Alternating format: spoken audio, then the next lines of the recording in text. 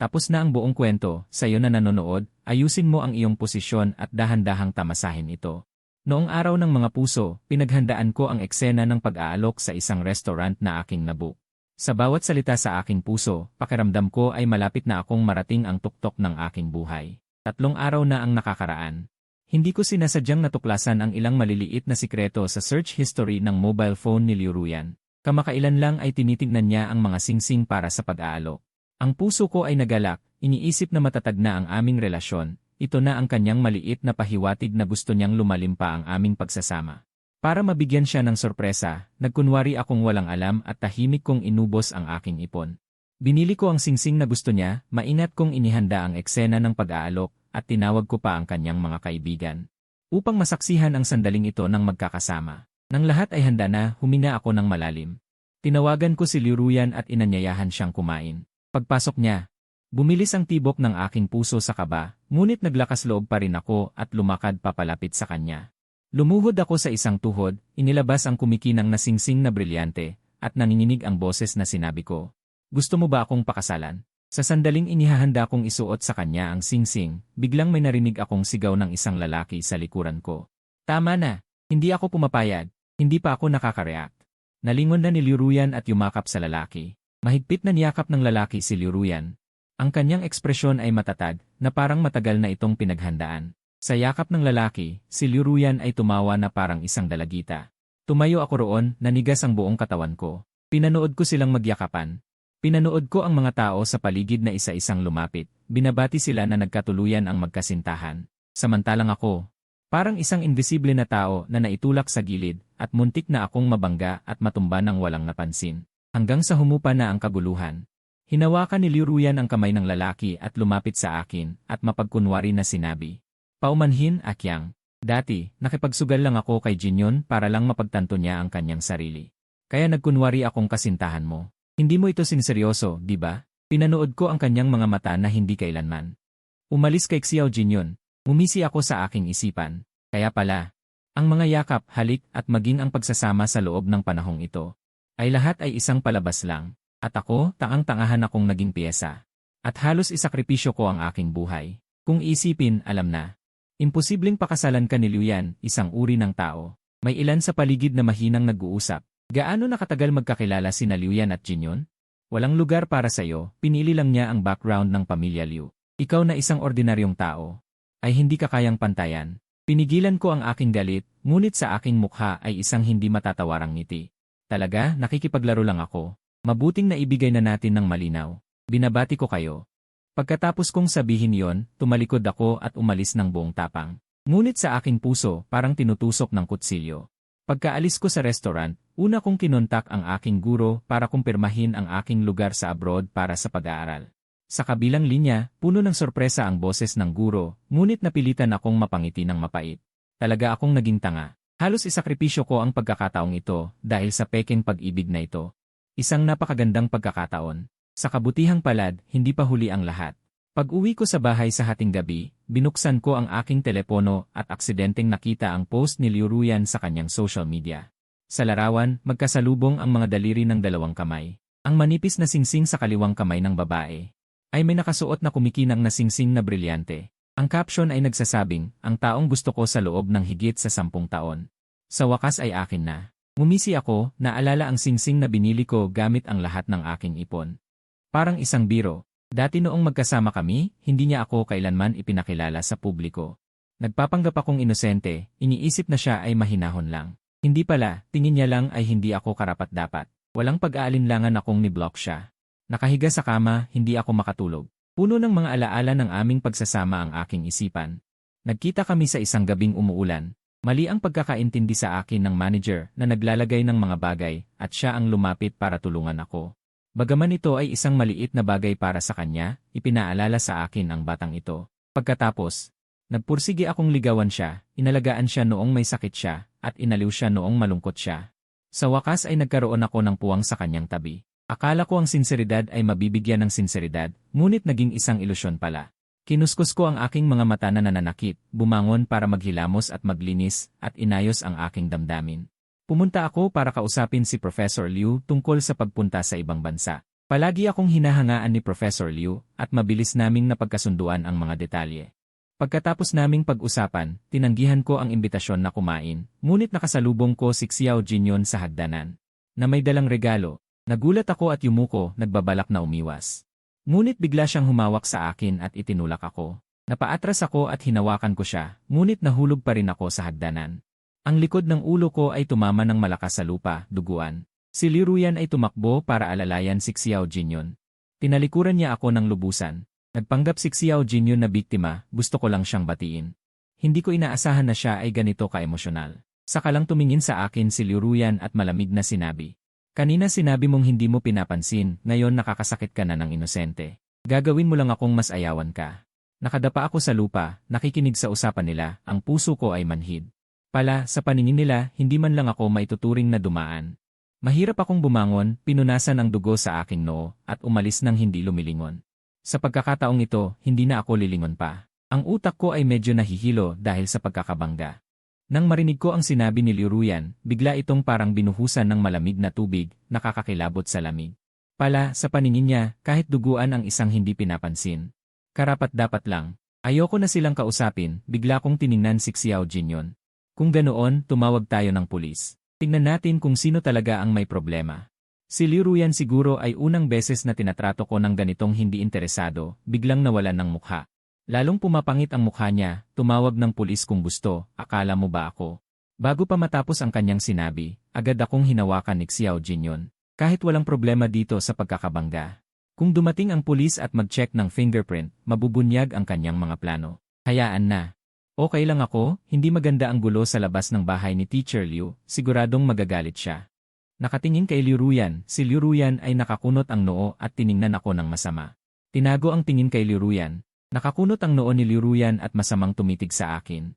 Malinaw na nagsasabi ang tingin na yon na huwag akong magmalaki, hindi pa tapos ang usapin na ito. Gayunpaman, wala siyang nasabi sa huli, napilitan lang siyang lunukin ang kanyang galit. Inalis ko ang tingin ko. Pinipigilan ang pagkahilo ng aking ulo, tumalikod ako at bumaba. Pagdating sa ibaba, habang tinatakpan ko ang patuloy na dumudugong sugat gamit ang tissue, naghihintay ng sasakyan. Hindi nagtagal, nakita ko si Liu Ruyan at si Xiao Jinyon na bumaba ng may pagkaasar. Ang mga mamahalin at mataas na regalo sa kamay ay ibinalik din nila ng buo. Mukhang hindi sila binigyan ng magandang mukha ni Professor Liu, kaya pinaalis niya agad sila. Hindi matanggap ni Professor Liu ang mga kasinungalingan. Ang mapagkunwaring pagtatangkang pasayahin ni Xiao Jinyon ay talagang paghahanap lang ng gulo. Tiningnan ko ang eksenang ito. Biglang gumaan ang aking pakiramdam, hindi na ganoon kasakit ang sugat. Nang makita ako ni Xiao Jinyon, namula ang mukha niya. Siguro ay nasira ang kanyang dignidad. Hindi niya napigilang mapakunot ang noo. May sinabi kaya si He kay Teacher Liu kanina? Kung hindi, bakit hindi sinabi ni Teacher Liu? Kahit tiningnan man lang ang aking gawa, bago siya umalis. Sabi ni Liu Ruyan pagkarinig nito. May lumitaw na pagkaunawa sa kanyang mga mata. Pala, naghihiganti si Hikyang sa mga nangyari kanina at gusto niyang pahirapan si Xiao Jinyon. At para mapansin siya muli, sayang, ang ganitong kabataang isipan. Walang silbi sa akin.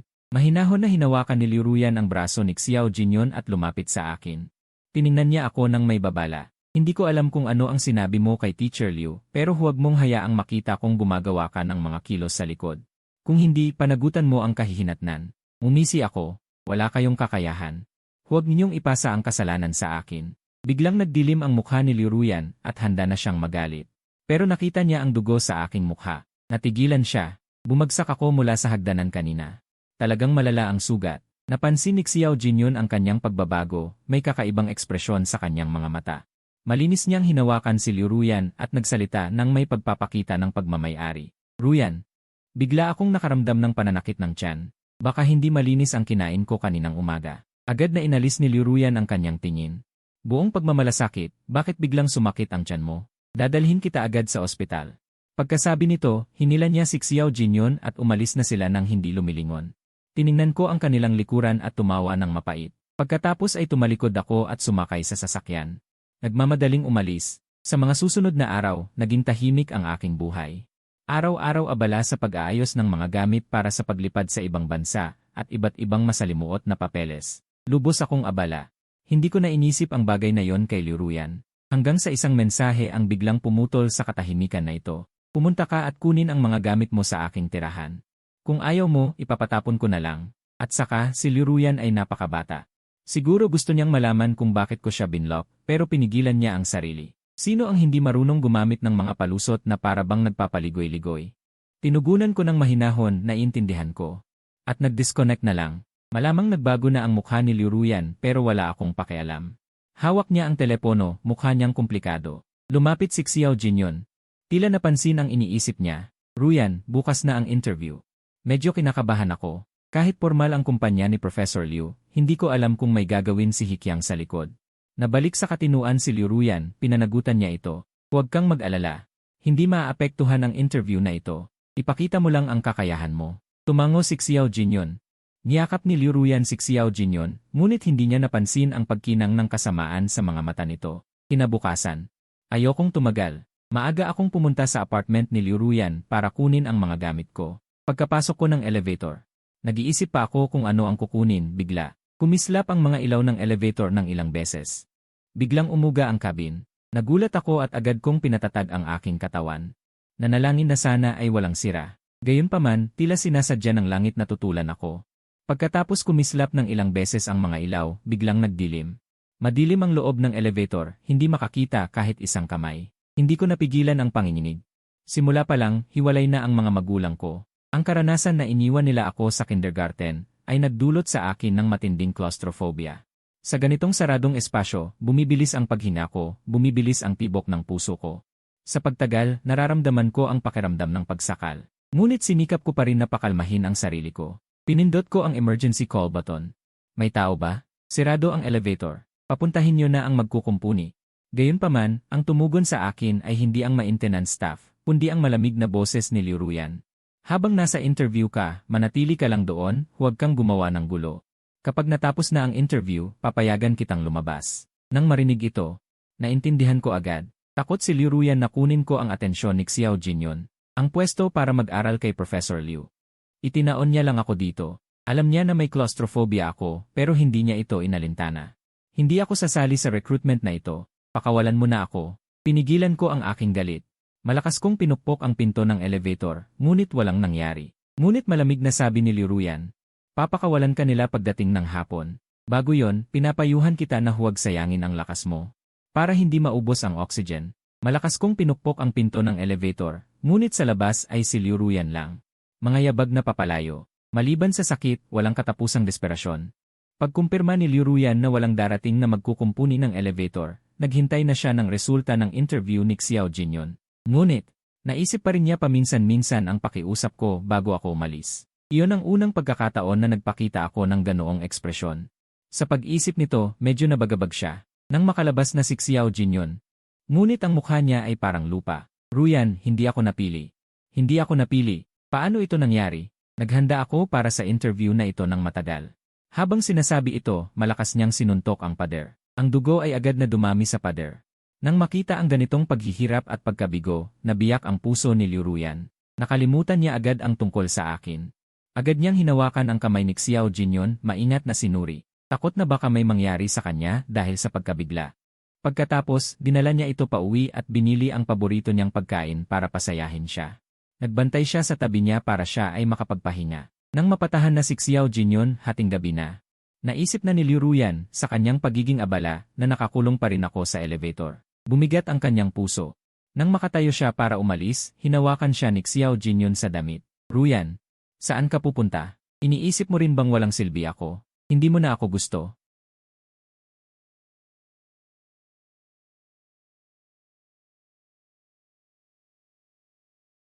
Sa ospital, sinabi ng doktor na wala naman masyadong problema, ngunit kailangan niyang manatili para sa obserbasyon ng ilang panahon. Bagaman sinabi ng doktor na ayos lang ako, palagi kong naririnig ang aking nakakabaliw na tibok ng puso. Nakakabingi kaya hindi ako makapag-isip.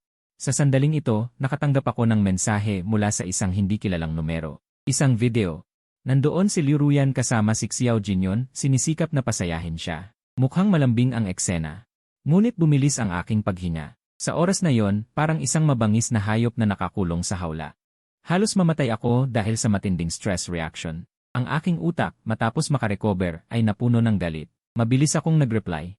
Kaya, ikinulong mo ako at hindi ka pa rin napili. Talagang walang silbi. At pagkatapos, binlock ko agad ang numerong ito. Gayunpaman, ang aking nagagalit na tibok ng puso ay hindi tumahimik. Humihinga ako ng malalim. Sinusubukan kong pigilan ang matinding reaksyon ng aking katawan, ngunit walang silbi. Sa huli, nahuli ako ng nurse na hindi ako okay. Binigyan ako ng gamot na pampakalma bago ako tuluyang nakatulog. Hindi naging mahimbing ang tulog ko.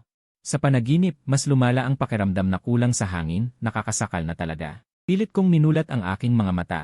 Agad kong nakasalubong ang isang malamig na tingin. Maputla ang mukha ni Liu Ruyan, pulang-pula ang mga mata na nakakatakot. Hinawakan niya ang leeg ko, nakakagulat ang lakas ng pagkakahawak. Biglang nanikip ang dibdib ko. Pakiramdam ko, susunod na segundo ay papatayin niya ako. Pilit akong kumawala, itinulak ko siya sa wakas. Binitawan niya ako, pero ang galit sa kanyang mga mata ay hindi nabawasan. Humihingal ako. Hinahaplos ang namamanghang leeg ko, nanginginig ang mga daliri ko. Nag-inarte ka pa ba ngayon? Malamig ang boses niya na parang yelo. Ano ang sinabi mo kay Xiao Jinyon? Siya ay labis na na-stress. Uminom ng gamot para magpakamatay at kasalukuyang ginagamot. Ang sabi niyang iyon ay napaka-imposible. Tumawa ako ng mapait, ano ang sinabi ko? Sinasabi ko lang ang totoo. Pinapunta ka niya na ikulong ako, akala mo ba magtatagumpay ka? Ang resulta ay wala pa rin. Nagkamali ba ako? Walang awa ang mga salita ko. Nagbabago ang kulay ng mukha ni Liu Ruyan. Minsan pula, minsan puti, parang napagtanto niya rin ang kahangalan na ginawa niya kanina. Pero nang maalala si Xiao Jinyon na nasa ospital, nagdilim muli ang kanyang mga mata. Kung hindi dahil sa iyo ngayon. Nagsalita ka ng masama tungkol kay Xiao Jinyon sa harap ni Professor Liu, kaya nawalan siya ng kwalifikasyon, bakit ako napilitang gawin ito? At saka, iyon ay aking sariling desisyon, wala siyang kinalaman dito. Pumunta ka ngayon para humingi ng tawad kay Xiao Jinyon, puntahan mo si Professor Liu at ipaliwanag ang mga bagay, hindi ko na siya kailangang iligtas. Pagkarinig ko, gusto ko na lang tumawa. Akala ko pa naman ay makokonsensya siya sa nangyari noon. Pero ang resulta, nakakatawa talaga. Halos tumulo na ang luha ko sa kakatawa. Tawa ko sa iyong kakulangan sa pag-iisip. Akala mo ba nagmamalasakit pa ako sa iniisip mo? Paghingi ng tawad sa basurang iyon? Sa susunod na buhay, pinunasan ko ang luha ko, tinitingnan ko siya ng malamig. Ngayon, umalis ka na sa kwarto ko, kung hindi, tatawag agad ako sa pulis. Namumukhang galit si Liu Ruyan, nang magbukas sana siya ng bibig, biglang tumunog ang kanyang telepono. Sinagot niya, at nang marinig na nais na namang magpakamatay ni Xiao Jinyon, agad na nagbago ang kanyang mukha. Dali-dali siyang tumakbo. Habang tinitingnan ko ang kanyang pag-alis, doon lang lumuwag ang aking tensyonadong katawan. Bumagsak akong walang lakas sa kama. Masakit pa rin ang baka sa aking leg, paalala ng kaguluhan kanina. Kinuha ko ang aking cellphone, kinontak ko ang kumpanya sa ibang bansa, nagtanong kung pwede akong pumunta ng mas maaga. Ayoko na kasing tumagal pa sa Pilipinas kahit isang segundo. Habang nakikipag-usap ako sa kanila, nakakuha ako ng text mula sa hindi kilalang numero, pumunta ka agad kay Professor Liu, linawin ang hindi pagkakaunawaan ni Xiao Jinyon.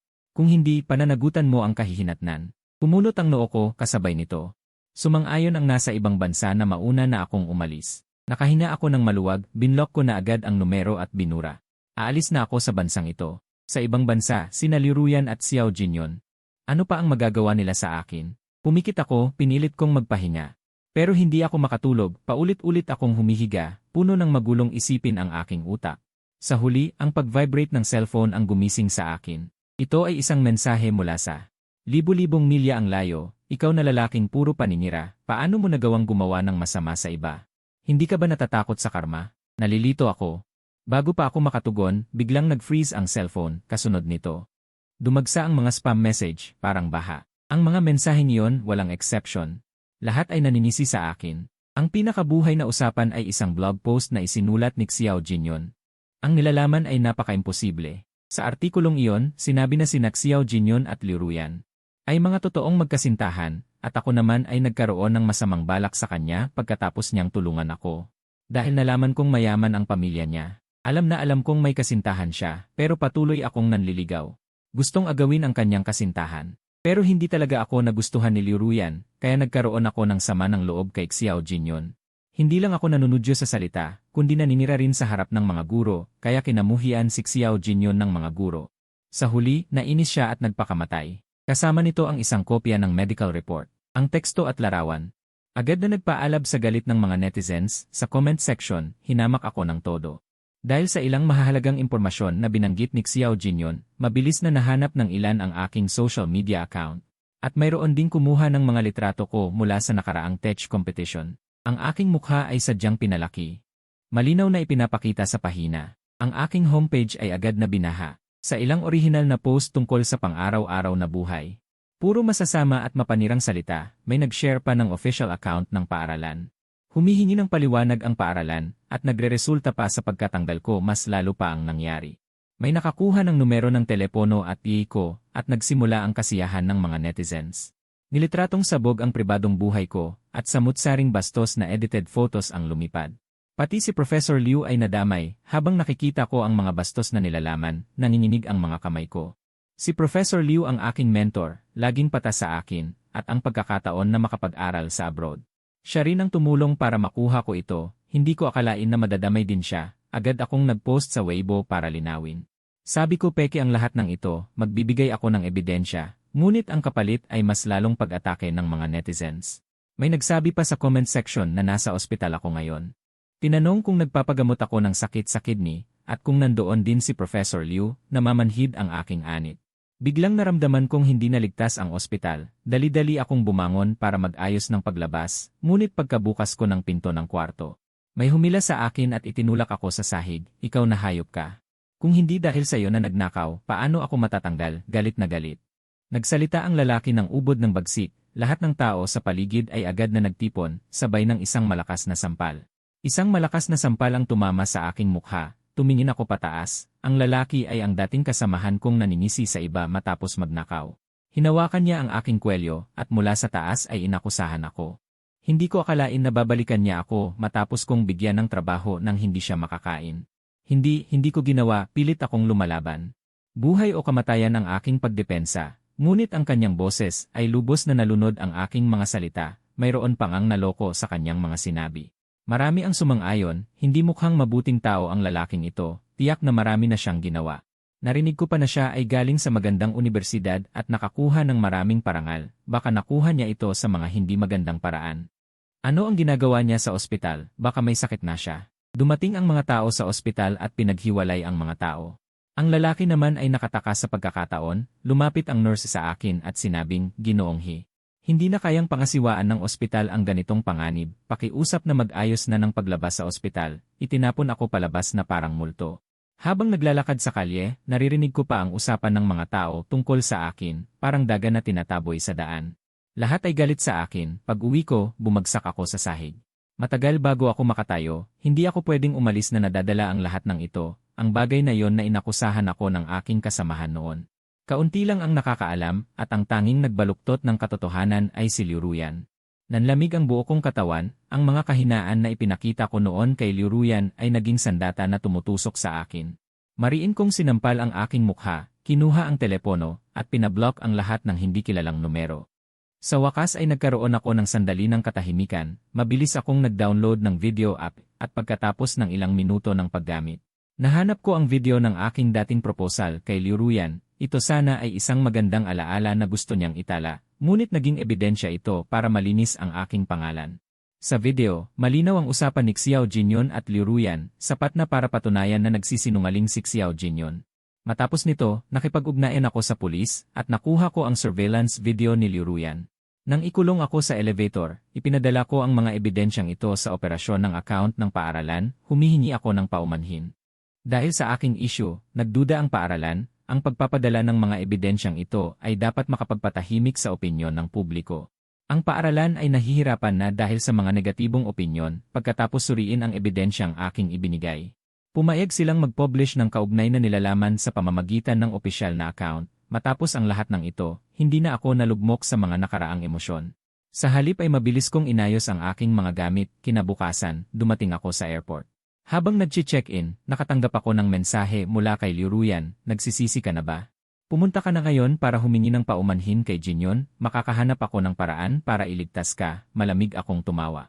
Direkta kong tinanggal ang NSF card at itinapon sa basurahan, at walang lingon likod na sumakay sa eroplanong papuntang ibang bansa. Ang mensaheng ipinadala ni Liu Ruyan ay parang bato na inihagis sa dagat, hindi man lang nagkaroon ng alon. Ito ay lubos na labag sa kanyang inaasahan. Habang sinusubukan niyang makipag-ugnayan sa akin, nalaman niyang hindi niya makontak ang aking telepono. Isang hindi maipaliwanag na kawalan ng kapanatagan ang biglang bumalot sa kanyang puso hanggang sa sandaling ito. Naintindihan niya na ang marahas na online na karahasan ay talagang kayang itulak ang isang tao sa kawalan. Bumangon siya para puntahan ang aking tirahan, hindi pa niya nagagalaw ang kanyang braso, si Xiao Jinyon na natutulog sa kanyang bisig. Nagising, nakita ang mukha ni Liu Ruyan na malalim ang iniisip, agad sa puso ni Xiao Jinyon. Sumibol ang pakiramdam ng panganib, ang kasalukuyang paborableng opinyon sa online, bukod sa mga madaling maimpluwensyahang netizens. Mayroon ding impluwensya si Xiao Jinyon sa likod ng lahat, natural na hindi niya hahayaang masayang ang kanyang mga naunang pagsisikap. Ruyan, nanaginip ako ng masama. Napanaginipan kong wala akong mararating sa buhay. Nalisan ka na rin sa akin, pakiramdam ko talagang pabigat lang ako, wala akong silbi. Kung hindi, sabi ni Xiao Jinyon sa nagpapawalang saysay na tono, medyo nagbago na ang isip ko noon. Agad na naawa si Liu Ruyan, tama, si Hikyang ay sinabihan lang ng masasakit na salita. Ngunit lagi siyang matatag, basta hindi niya pansinin ang sinasabi ng mga tao sa internet, hindi siya maapektuhan. Kung magpatuloy si Hikyang sa pagiging hindi karapat-dapat, ang kabilang panig ay patuloy na magdurusa sa mga kahihinatnan, gumawa ng maling bagay. Palaging may kapalit, malamig na sabi ni Liu Ruyan, nakakuha ng kasiyasyang sagot. Ngumisi si Xiao Jinyon ng malamig, nang akala niyang titingnan kung gaano kalala ang pag-aaway sa akin sa internet. Binuksan niya ang software, ngunit nalaman niyang ang komento ng mga tao, na dati ay sumusuporta sa kanya, ay biglang napuno ng ilang mga komento na naninira sa kanya. Nagulat si Xiao Jinyon, hindi makapaniwala sa kanyang mga mata, nag-isip. Maaaring nagbayad din si Hikyang para sa mga troll para kontrolin ang opinyon ng publiko. Ito ay talagang isang magandang pagkakataon. Nag-aalala si Xiao Jinyon na wala siyang anumang hawak para patuloy akong pahirapan, kaya agad niyang pinili ang isang komento na medyo bastos. I-repost niya ito sa kanyang sariling pahina. Hindi ko alam kung ano ang nagawa kong mali, wala akong sama ng loob sa'yo. Bakit kayo nagsasalita ng ganyan kasama? Pagkatapos i-repost, pinatay niya ang kanyang telepono. Pinuri niya ang mga netizen na mahilig sa kabuluhan at siguradong maninira sa mga troll na inupahan ni Hikyang sa seksyon ng mga komento. Gayunpaman, hindi pa nagtatagal ng maging kampante si Xiao Jinyon, biglang nakatanggap ng tawag si Liu Ruyan mula kay Ama Liu. Sinigawan siya ni Ama Liu, walang respeto. Ano ang ginagawa mo, tanga? Ang ginawa mo sa internet ay naapektuhan na ang kumpanya, bumalik ka na agad dito. Halata na hindi inaasahan ni Liu Ruyan at Xiao Jinyon na ang isang panig na opinyon ng publiko ay maaaring bumaliktad. Agad nilang binuksan ang kanilang mga telepono. Nalaman nilang nag-post ang paaralan ng ilang clarifying Weibo na tumutugon sa mga alingaungaw tungkol sa akin noon na may tumpak na pagpapabulaan. Pag-click nito, ang unang video ay si Liu Ruyan na nagpapanggap na nakikipag-date sa akin, ngunit ginamit ang pag-aalok ng kasal upang pasiglahin si Xiao Jinyon. Malinaw na ipinapakita nito na ako ang pinaka-inosente, hindi ko alam ang anumang bagay, ngunit ginamit ako bilang kasangkapan para sa pagkuha ng atensyon. Ang ikalawang video ay si Liu Ruyan, upang mabawasan ang isang malakas na kakumpetensya para kay Xiao Jinyon, inakit ako sa apartment upang ayusin ang mga gamit. Ngunit sinadyang sirain ang elevator, kaya ako ay nakulong ng mahigit 10 oras at halos mamatay. Ang ikatlong video ay si Liu Ruyan, pumunta sa ospital kung saan ako ginagamot ng hating gabi upang bantaan ako. Sa dulo ng video, ang aking mga ulat sa pinsala ay ipinakita. Kitang-kita ang mga marka ng pagkakasakal ng isang anak sa leeg, kasabay ng paglabas ng ilang video, naglabas agad ng pahayag ang opisyal na paaralan. Kung may sinumang magpapatuloy sa paggawa ng tsismis at paninirang puri sa reputasyon ng paaralan, sila ay agad nakakasuhan. Matapos ilabas ng opisyal na account ang mga videong ito na may sapat na ebidensya, biglang tumigil ang napakaraming pangungutya na ibinabato sa akin. Hindi makapaniwala ang mga netizen na mayroon pa kayang ganito katuso, may mga nagtag ng profesional na forensic expert. Upang suriin kung mayroong overlay ang mga video at lumalabas na wala talaga. Ngayon, lalong nagalit ang mga netizen, sa isang banda ay ang pagkaayaw sa mababang uri ni Liu Ruyan at Xiao Jinyon. At sa kabilang banda ay ang pagkainis sa ganitong uri ng paggamit ng kapangyarihan upang supilin ang mga ordinaryong tao na naging dahilan ng kanilang pagkagat ng ngipin sa galit. Hindi magkakasabay na kinilabutan ang lahat, mabuti na lamang at matatag ang karakter ni Hikyang kung iba na lang na mahina ang tao. Pinagtaksila ng taong mahal, inagaw ang oportunidad ng may kapangyarihan, at pinahirapan pa ng ilang araw ng pambubugbog sa internet. Matagal nang hindi kinaya at nagpa siya na lang na umatras. Kung ganito, ang bawat isang dating nagsalita, sa pag-isip nito, nagliliyab ang mga netizen. Tinawag na walang kwenta sina Liu Ruyan at Xiao Jinyon, ang tindi ng galit ay higit pa. Kaysa sa dating pangungutya sa akin, ang ilan ay sobrang nagalit na pati ang mga magulang nila. Naisip nila na dahil sa pagpapalaki ng kanilang mga magulang kaya sila naging masasamang anak. Sina Liu Ruyan at Xiao Jinyun. Hindi kailanman itinago ang pagiging mayaman nilang mga anak, kaya agad silang natukoy ng mga netizen sa kanilang mga kumpanya. Sina Liu at Xiao ay agad na binoykot, ang kanilang mga tatak ay pinagsama-sama sa isang detalyadong talahanayan. Isinama sa must boycott list ng mga netizen, walang nais na muling magbigay ng pera sa ganitong uri ng mga mayayaman na anak na sumisira sa sistema. At lumalaban sa mga ordinaryong tao. Ang ganitong opinyon ay mabilis na nakakuha ng atensyon mula sa opisyal. Hindi nagtagal, pinuna ito ng opisyal na account, binibigyang diin na ang opinyon sa internet ay hindi maaaring kontrolin ng mga mayayamang anak. At lalong hindi dapat lumitaw ang mga kilos na sumisira sa pagiging patas. Sina Xiao at Liu ay nahihirapan na dahil sa krisis sa opinyon ng publiko. Agad silang nakipag-ugnayan sa kanilang mga departamento ng pampublikong relasyon, sinusubukang pigilan ang issue, hindi bababa sa hindi ito makakaapekto sa kanilang mga industriya.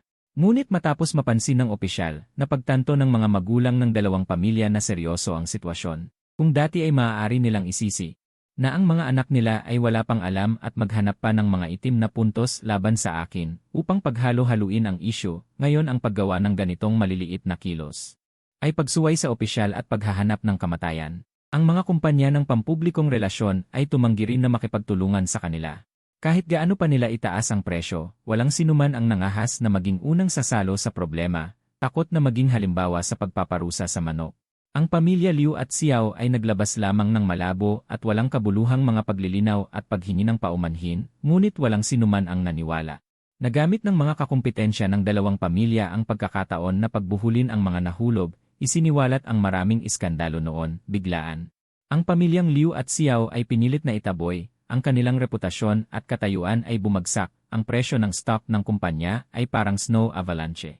Bumagsak halos kalahati sa araw na yon, hindi rin maiiwasan nina Liu Ruyan at Xiao Jinyun ang pagiging marumi, habang kinamumuhian sila ng husto. Binabato ng mga tao kapag naglalakad, at pinipilit ng kanilang pamilya na umuwi para linawin ang sitwasyon. Nakaupo si Liu Ruyan sa sasakyang pauwi, lubos na naguguluhan. Hindi niya inaasahan na tutol ako talaga. Nakalala pa ng ganito kalaki ang gulo, wala ba talaga siyang pakiramdam para sa kanya? Alam mo ba na ginagawa ito? Malaki ang lugi sa pamilyang Liu, hindi ba ito ang pagtulak sa sarili at sa pamilyang Liu sa bangin? Ngunit ano ang pakinabang nito para sa kanya?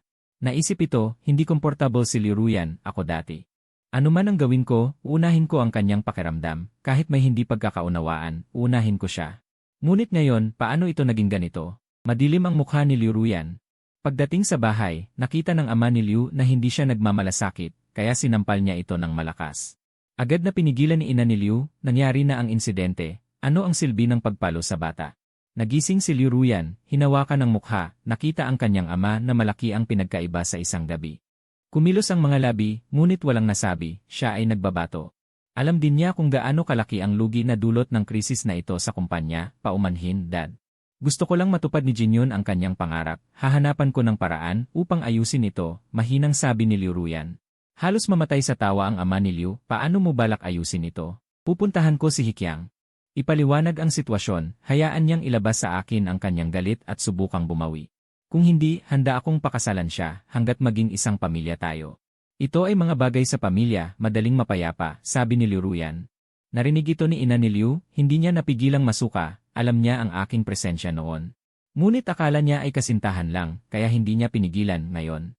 Kung hindi ka magpapakita ng saloobin, baka hindi tumigil si Hikyang, ang mga mahihirap na ito ay marami talagang iniisip. Mas gugustuhin pa nilang sirain ang pamilyang Liu kaysa makapasok sa mayayamang pamilya, hindi ko inaasahan ang ganitong tao. Magiging bayaw ko, punong-puno ng pagkasuklam si ina ni Liu, ngunit ang sitwasyon ay espesyal. Nakalunok na lang ako. Nakita ng tatay ni Liu ang iniisip ng mag-ina at naramdaman niya ang kawalan ng lakas. Kahit na umabot na sa ganito ang sitwasyon, iniisip pa rin nila na gawa ko ito. Noong unang lumabas ang issue sa publiko, kinausap na ako ng tatay ni Liu na nais niyang ayusin ang lahat, kahit anong halaga. Para supilin ang issue, ngunit sinabihan siyang wala na ako sa bansa at saka. Matagal ko nang nakuha ang lahat, malinaw na ginagamit lang si Liu Ruyan at hindi niya ito namamalayan. Mukhang masyado siyang naprotektahan sa mga taong ito, kaya siya ganito kumilos, kaya tuluyan nang binitawan siya ng tatay ni Liu. Hayaan si Liu Ruyan na magulo ang sarili niyang buhay, matuto siya kapag napinsala na siya, nasayang lang ang kanyang nakuha. Hayaan mo na si Liu Ruyan na huwag kanyang istorbohin sa harap mo. Parang nakatanggap si Liu Ruyan ng malaking biyaya. Agad niyang hiniram ang cellphone ng kamag-anak. Upang kontakin ako, ngunit nang baguhin ang numero, walang sumagot. Habang pinakikinggan ang walang buhay na elektronikong boses sa telepono, unti-unting lumubog ang puso ni Liu Ruyan, at pagkatapos ay tiningnan ang napakaraming pag-atake sa internet. Unti-unting nawala ng pasensya si Liu Ruyan, nagpadala ng mga mensahe, kahit na gusto mong magpataas ng halaga. Anong pakinabang mo sa pagwasak sa reputasyon ng pamilya Liu at sa akin? Gusto mo bang makasama ang isang taong may masamang reputasyon, at paglabas ay titingnan ka ng may masamang paningin? May mali rin ako sa mga nakaraang pangyayari. Magkita tayo. Pag-usapan natin ng malinaw ang mga bagay, huwag nating hayaang magpatuloy ang hindi pagkakaunawaan. Ang mga mensaheng ito ay parang bato na nahulog sa dagat, walang tugon. Nagduda pa nga si Liu Ruyan. Kung in-block ko na rin ang numerong ito, ngunit nang tumawag, wala pa rin sumagot. Nangangahulugan ito na naipadala na ang lahat ng kanyang mensahe. Hindi napigilan ni Liu Ruyan na maalala, mga isang buwan na ang nakalilipas. Nanakaw ang cellphone niya noong siya ay nagbakasyon. Akala ko may nangyari sa kanya, at natakot akong kanselahin ang isang mahalagang interview. Bumili ako ng tiket papunta doon para hanapin siya noong araw na iyon. Noong panahong iyon, puno ng pag-aalala at pagmamalasakit ang aking mga mata. Tawa pa si Liu Ruyan sa kanyang mga kaibigan, sinasabi niya siya, parang matandang babae, pero ngayon. Talagang hindi ko na inaalala kung nabubuhay siya o hindi. Ngunit hindi nakaramdam ng ginhawa si Liu Ruyan, naramdaman lang niya na parang may mabigat na bato na nakadagan sa kanyang dibdib. Hindi siya makahinga, napagtanto ni Liu Ruyan sa wakas, hindi na ako naglalaro ng minor tantrum sa kanya ngayon. Hindi ko makontak ang kanyang cellphone. Siya ay dumiretso sa aking tirahan, handang harangin ako. Nakahintay ako sa labas buong gabi, ngunit ang ilaw sa silid ay hindi nagsindi, na para bang hindi naman ako talaga nakatira dito. Pero pinilit niyang hindi maniwala, alam na alam niya ang aking kapuspalad na kalagayan sa pamilya.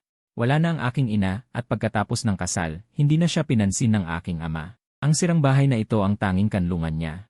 Kung hindi siya bumalik, saan pa siya pupunta? Sa unang pagkakataon, naramdaman ni Liu Ruyan ang pakiramdam ng kawalan ng kontrol. Nais niyang magtanong sa aking mga kaibigan para sa impormasyon, ngunit natagpuan niyang hindi niya alam kahit ang aking social circle. Dati, itinuring niya lang akong isang laro.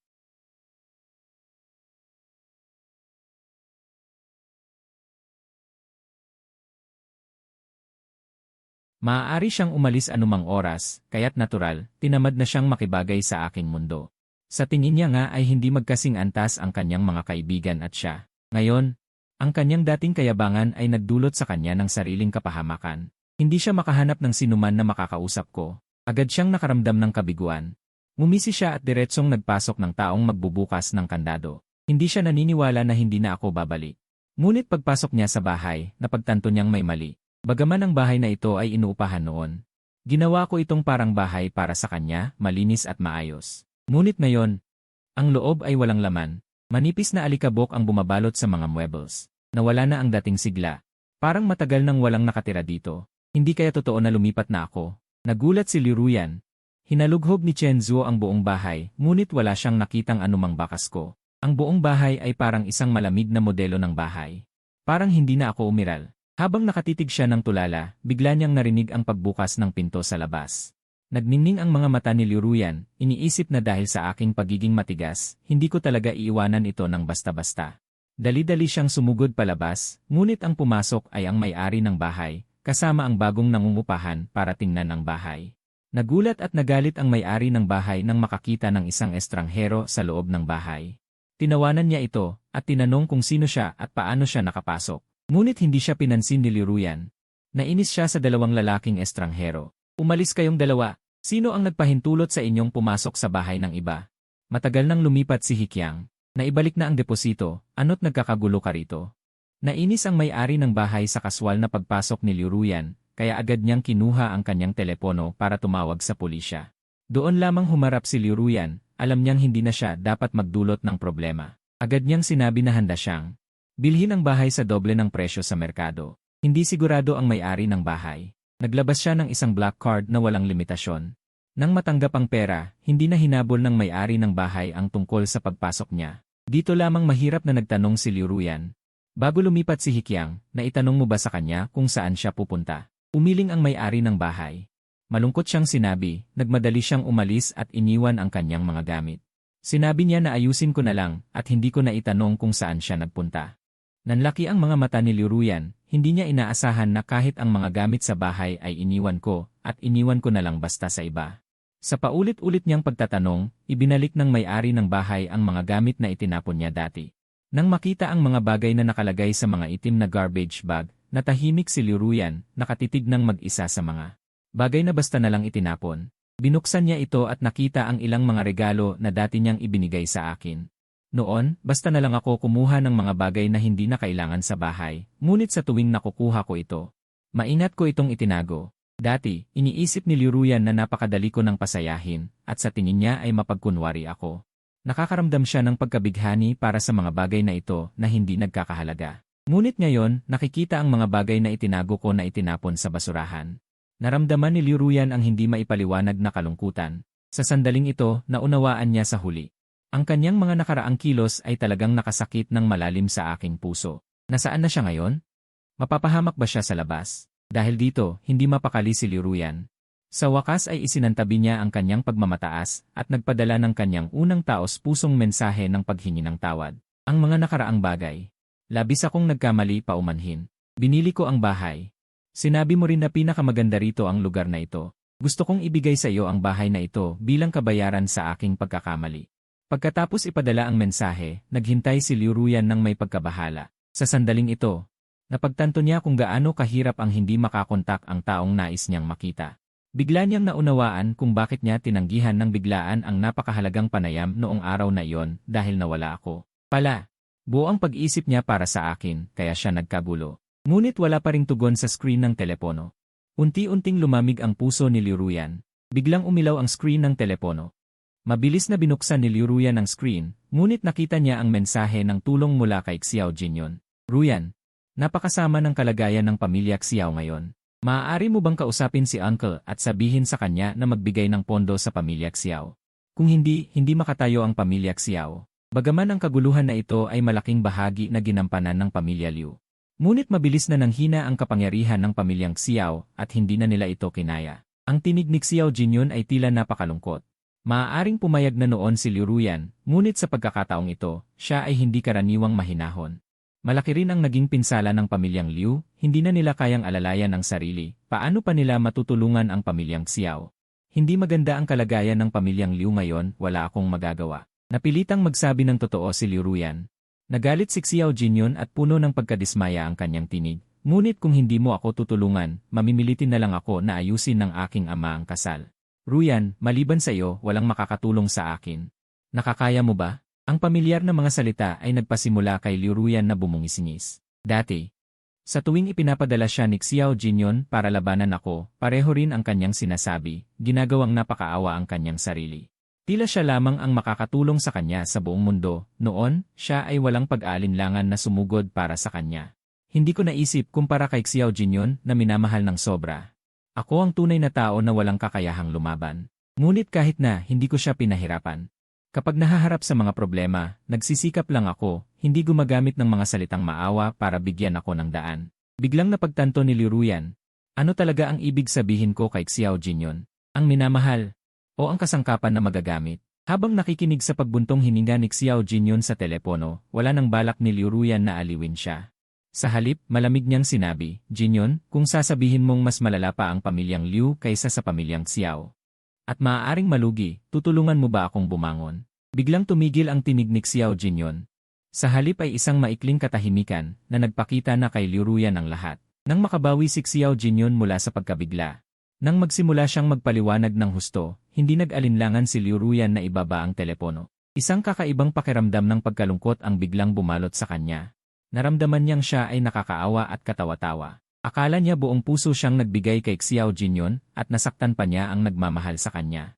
Ngunit sa huli, kahit sa hirap, handa siyang tumulong para sa kanya. Ngunit ngayon, hindi lamang siya hindi tumulong tulad ng dati, kundi sakim din niyang binaba ang kanyang telepono. Ang hindi karaniwang bagay na ito ay nagpatindig ng balahibo sa puso ni Xiao Jinyon. Hindi niya inalintana ang kanyang reputasyon bilang isang malamig na tao at agad na nagpadala ng mensahe kay Liu Ruyan upang ilahad ang kanyang kaawa-awa at kawalan ng magawa. Ngunit sa unang pagkakataon, ayaw nang makinig ni Liu Ruyan sa kanyang mga salita at nakaupo lamang sa dating bahay at tahimik na nagmumuni-muni. Kung wala ang kanyang paulit-ulit na paalala na kumain at alagaan ang kanyang sarili, nagsimulang mag-isip ng kung ano-ano si Liu Ruyan. Habang naalala niya ang mga sandali nila ng bawat isa, mas lalo siyang nalungkot, kaya nagpatawag siya ng alak. Uminom siya ng isang baso pagkatapos ng isa pa. Nang mapagtanto niya na hindi na siya maaaring uminom pa, naging maputla na ang kanyang mukha.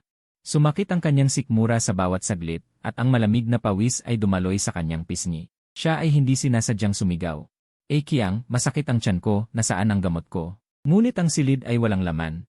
Walang sumagot. Ngunit si Liu Ruyan ay nagpatuloy sa pagtawag sa kanyang pangalan, na parang maibabalik siya nito. Sa huli, ang kapitbahay ang nakarinig ng ingay ng pagkasira sa loob ng silid at tumawag sa pulis. Si Liu Ruyan, na walang malay, ay dinala sa ospital. Habang tulog, nanaginip si Liu Ruyan. Sa panaginip, maraming mga eksena na hindi na niya masyadong maalala ay mabilis na dumaan. Lahat ay mga piraso na may kinalaman sa akin. Napanaginipan niya na nakakuha siya ng scholarship, ngunit hindi niya itinabi ang kahit isang sentimo para sa sarili. Ngunit binilhan niya siya ng isang mamahaling damit. Napanaginipan niya na pumunta siya sa isang templo upang manalangin at taimtim na lumuhod at yumukod. Hindi para sa sarili, kundi para humiling ng proteksyon para sa kanyang kalusugan at kaligtasan. Napanaginipan niya na noong siya ay nalasing, inalagaan niya siya buong gabi nang hindi nagbihis, natatakot na masakit ang kanyang ulo pagkatapos ng hangover. Nais ni Liu Ruyan na abutin siya, ngunit sa sandaling hinawakan siya ng tao sa panaginip, ang larawan ng panaginip ay tuluyang nawala na parang bula. Si Liu Ruyan ay nagising na may malamig na pawis dahil sa panaginip at biglang nagising. Qiang! Pagdilat niya ng mga mata, tumitig siya sa paligid at nakita na may nakaupo sa gilid ng kama. Bumalik na ba si Qiang? Alam niyang hindi niya siya iiwan. Biglang bumangon si Liu Ruyan at hinawakan ang kamay ng tao sa harap niya. Qiang, bumalik ka na. Mali ako sa mga nakaraang bagay. Patawad, pagkatapos ng mga pangyayaring ito, naintindihan ko na mayroon akong damdamin para sa'yo. Gayunpaman, bago pa niya matapos ang kanyang sinasabi, ang taong hawak niya ay biglang itinulak siya palayo.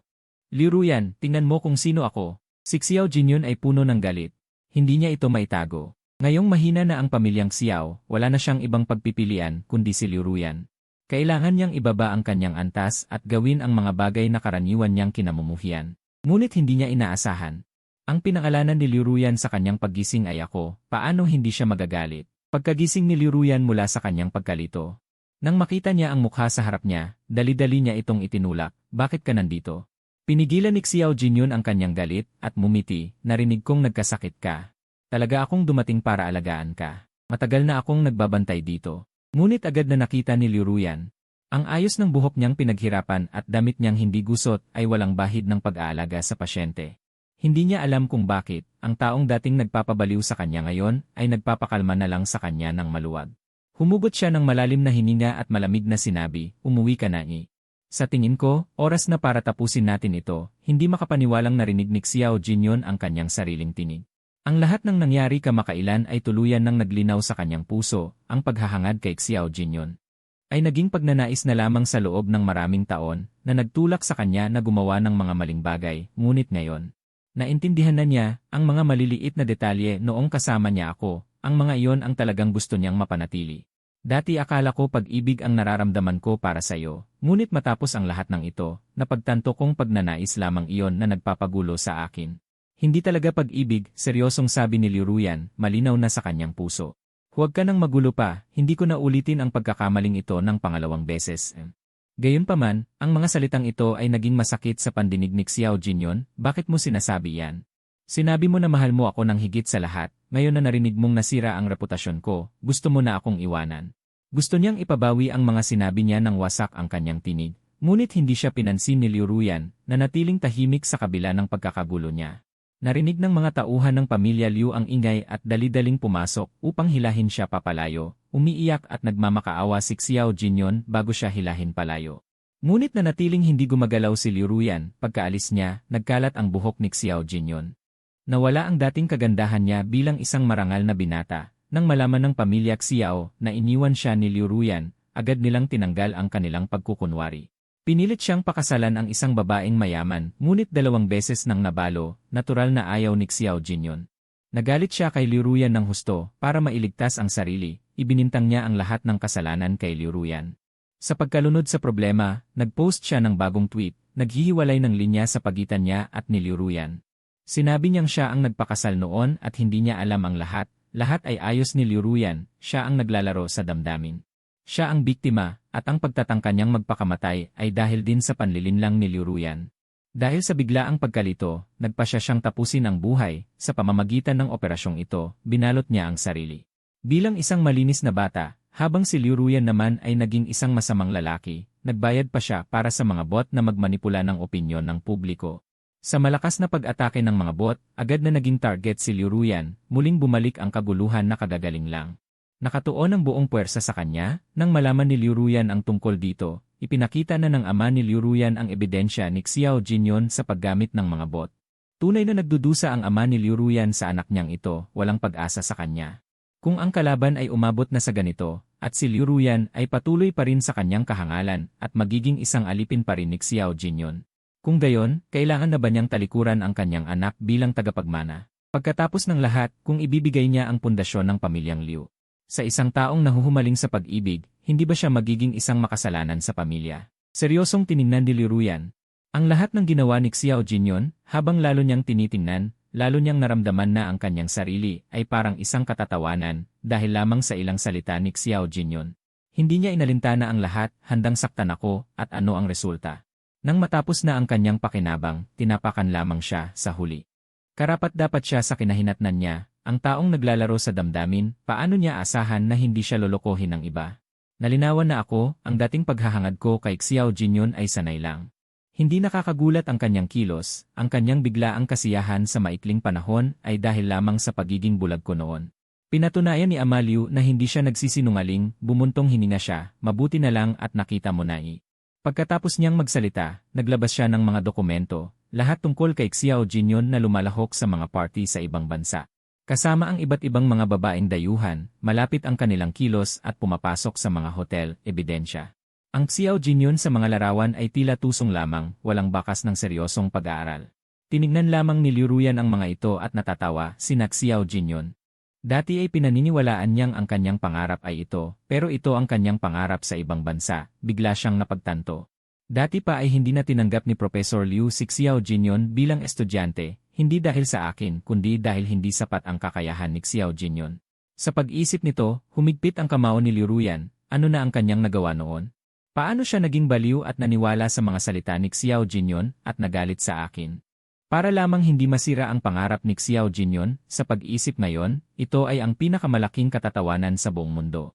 Nanginginig ang mukha ni Inang Liu nang makita ang malabong mukha ng kanyang anak, hindi siya nagsalita, magandang bagay din ang karanasang ito.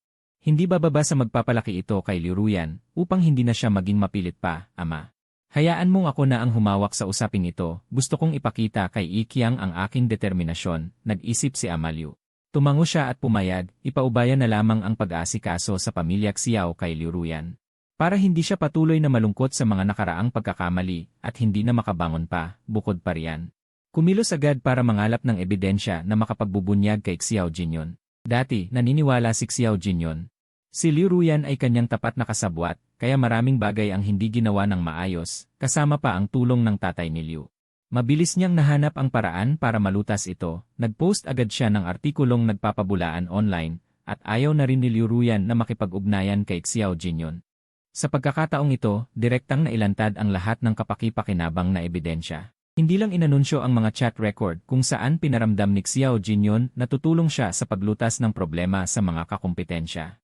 Kasama rin ang ebidensya ng kanyang mga ginawa sa ibang bansa. Dati ay nahihirapan si Xiao Jinyon sa pamamagitan ng mga online troll para manipulahin ang opinyon ng publiko.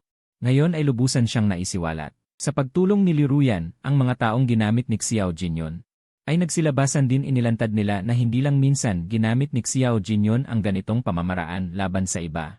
At nasugatan pa niya ang isang tao sa ibang bansa hanggang sa umubo ng dugo. Mayroon ding naglabas ng video ng mga ginawa ni Xiao Jinyon sa ibang bansa. Sa video, wala na siya ng kanyang karaniwang wangwang na pagiging aristokratiko, mukha siyang pagod. At wala sa katinuan. Maraming kasunduan sa ugnayan ni Xiao Jinyon ang nilagdaan, at malaki ang kinita ng pamilya Xiao dahil dito. Ngayon, nagkalas na ang dalawang pamilya, nagpadala ang pamilya Liu ng mga profesional na abogado at mga tauhan sa buwis, at hinalukay ang lahat ng problema ng pamilya Xiao.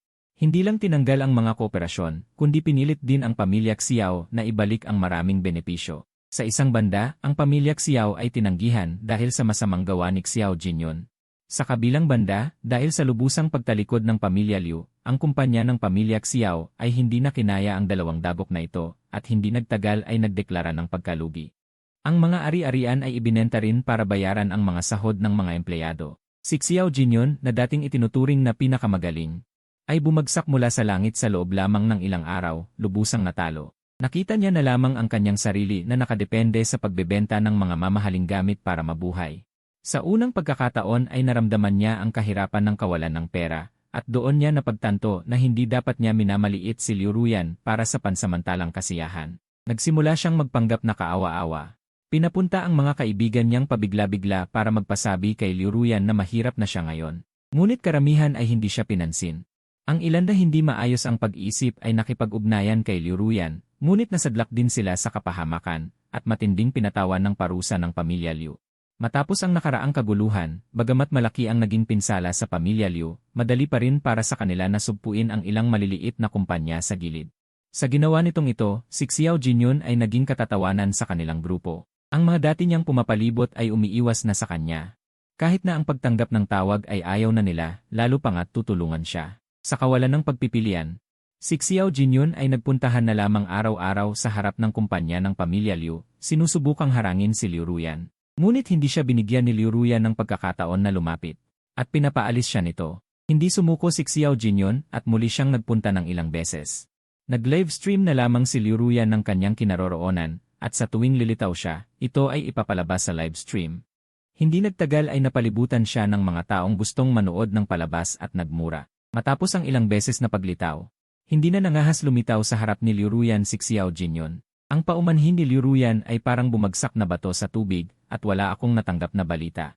Doon niya napagtanto na walang silbi ang paghingi lamang ng paumanhin, kaya kumuha siya ng pribadong investigador para hanapin ako. Nalaman ko, matagal na pala akong umalis ng bansa kahit walang paalam. Maraming emosyon ang naramdaman ni Liu Ruyan, pero nang maalala ang mga nagawa niya, napilitan siyang pigilin ang damdamin. Agad siyang bumili ng tiket, nagdesisyong puntahan ako mismo. Ngayon, wala na siyang ibang iniisip kundi ang mahanap ako. Sa pagkakataong ito, hindi na niya hahayaang maging lihim na kabit na lang ako. Ipapahalaga niya ang pag-ibig na ito. Sa pag-iisip nito, nagminhas ang determinasyon ni Liu Ruyan at dumiretso siya sa isang luxury store. Bumili siya ng pinakamahal na neck tea bilang regalo sa paghingi ng tawad.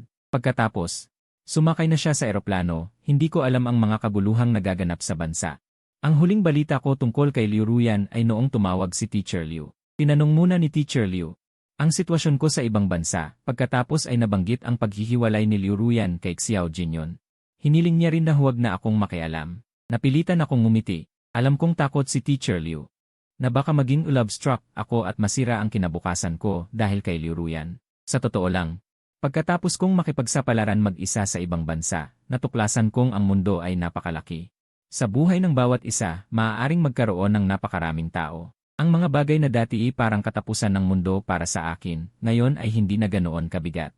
Ang mga taong akala ko'y hindi ko makakalimutan, ngayon ay napapaisip na lang ako ng mahinahon. Ang mga dating pag-ibig ay unti-unting naglaho. Ayoko nang saktan ang sarili ko para sa kahit sino at ayokong mamuhay sa dilim.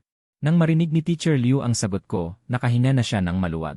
Pagkatapos ng tawag, binati ko ang bagong kasama ko sa laboratorio, si Shen Yuchu, at naghanda kaming lumabas para kumain.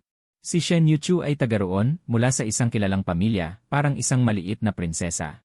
Napakahusay ng kanyang kilos. Mas matanda siya sa akin ng ilang taon, masayahin at palabiro.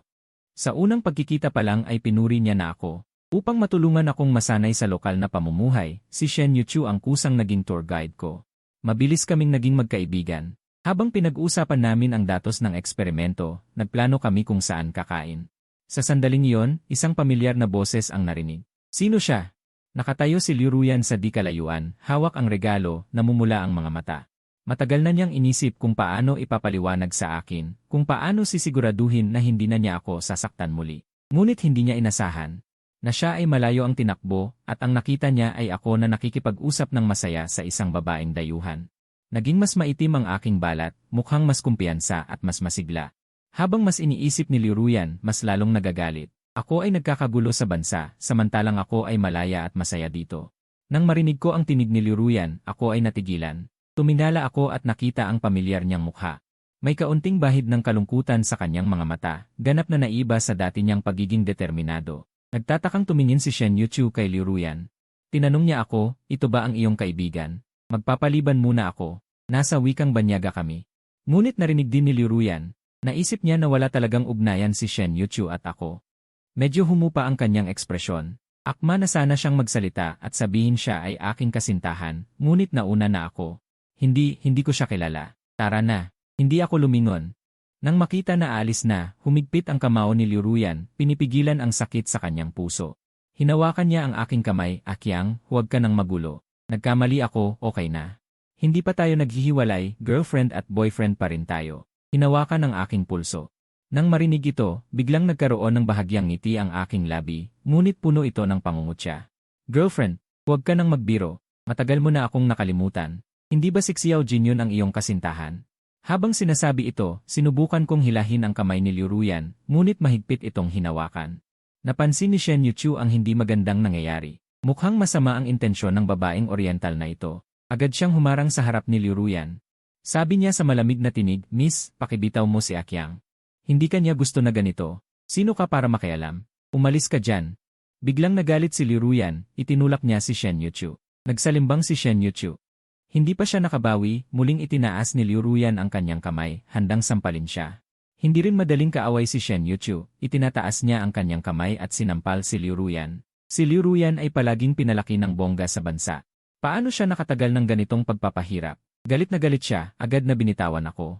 Nagsabunutan sila ni Shen Yuchu at agad na naging magulo ang eksena. Si Shen Yuchu ay mas mataas.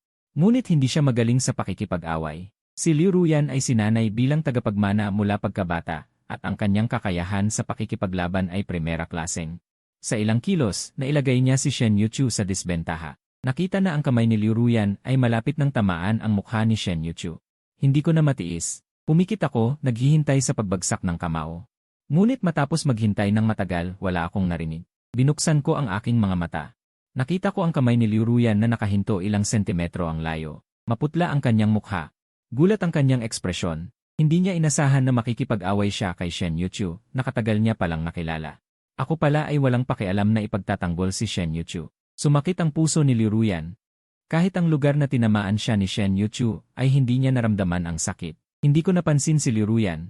Nag-aalalang hinawakan ko si Shen Yuchu, nasaktan ka ba? May masakit ba sayo?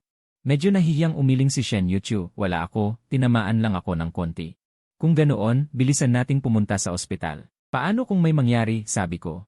At hinila ko si Shen Yuchu para umalis. Hindi ko man lang tinapunan ng tingin si Liruyan. Nakabawi sa katinuan si Liruyan. Nag-apura siya, tigil, umaalis ka na lang. Ito ang unang pagkakataon na may ganito siya kaswal na binabaliwala. Nakaramdam siya ng pagkadismaya. Sumimangot ako. Habang nagdadalawang isip, narinig ko ang tunog ng sirena. Nakaramdam ako ng ginhawa. Ngunit nanlaki ang mga mata ni Liruyan, tumawag ka ng pulis. Walang ekspresyon akong sinabi. Kung hindi, ano pa? Humigpit ang kamao ni Liruyan, namuti ang mga buko. Bagaman siya ay dayuhan, alam niya nang mabuti sa kanyang puso na kung mahuli siya ng pulis. Dahil sa away, kahit gaano pa siya kapangyarihan sa bansa, wala itong silbi. Ang mga pulis dito ay hindi magpaparaya sa kanya. Kung lumala ang sitwasyon, posibleng mapaalis siya sa bansa. Talaga bang gagawin mo ito ng ganito kalupit? Gusto ko lang siyang makita, may gusto lang sabihin. Hindi pa pwede. Mahina ang tinig ni Liruyan, kahit may bahid ng bihirang pagpapakumbaba. Ngunit parang hindi ko narinig. Malamig kong sinabi, ayokong makita ka. Simple lang yan. At sinaktan mo ang aking kaibigan. Hinding-hindi ko ito papayagan. Pagkasabi nito, naglakad ako patungo sa pulis nang hindi lumingon. Sinabi ko ng buo ang nangyari. Kinilala ng pulis na si Liruyan ang unang nanunukso kaya agad siyang kinuha. Si Liruyan, na puno ng galit kanina, ay parang talong na nabasa ng hamog, ng hina. Hindi na siya lumaban, sumunod na lang sa pulis. Nakita ni Shen Yuchu ang eksenang ito.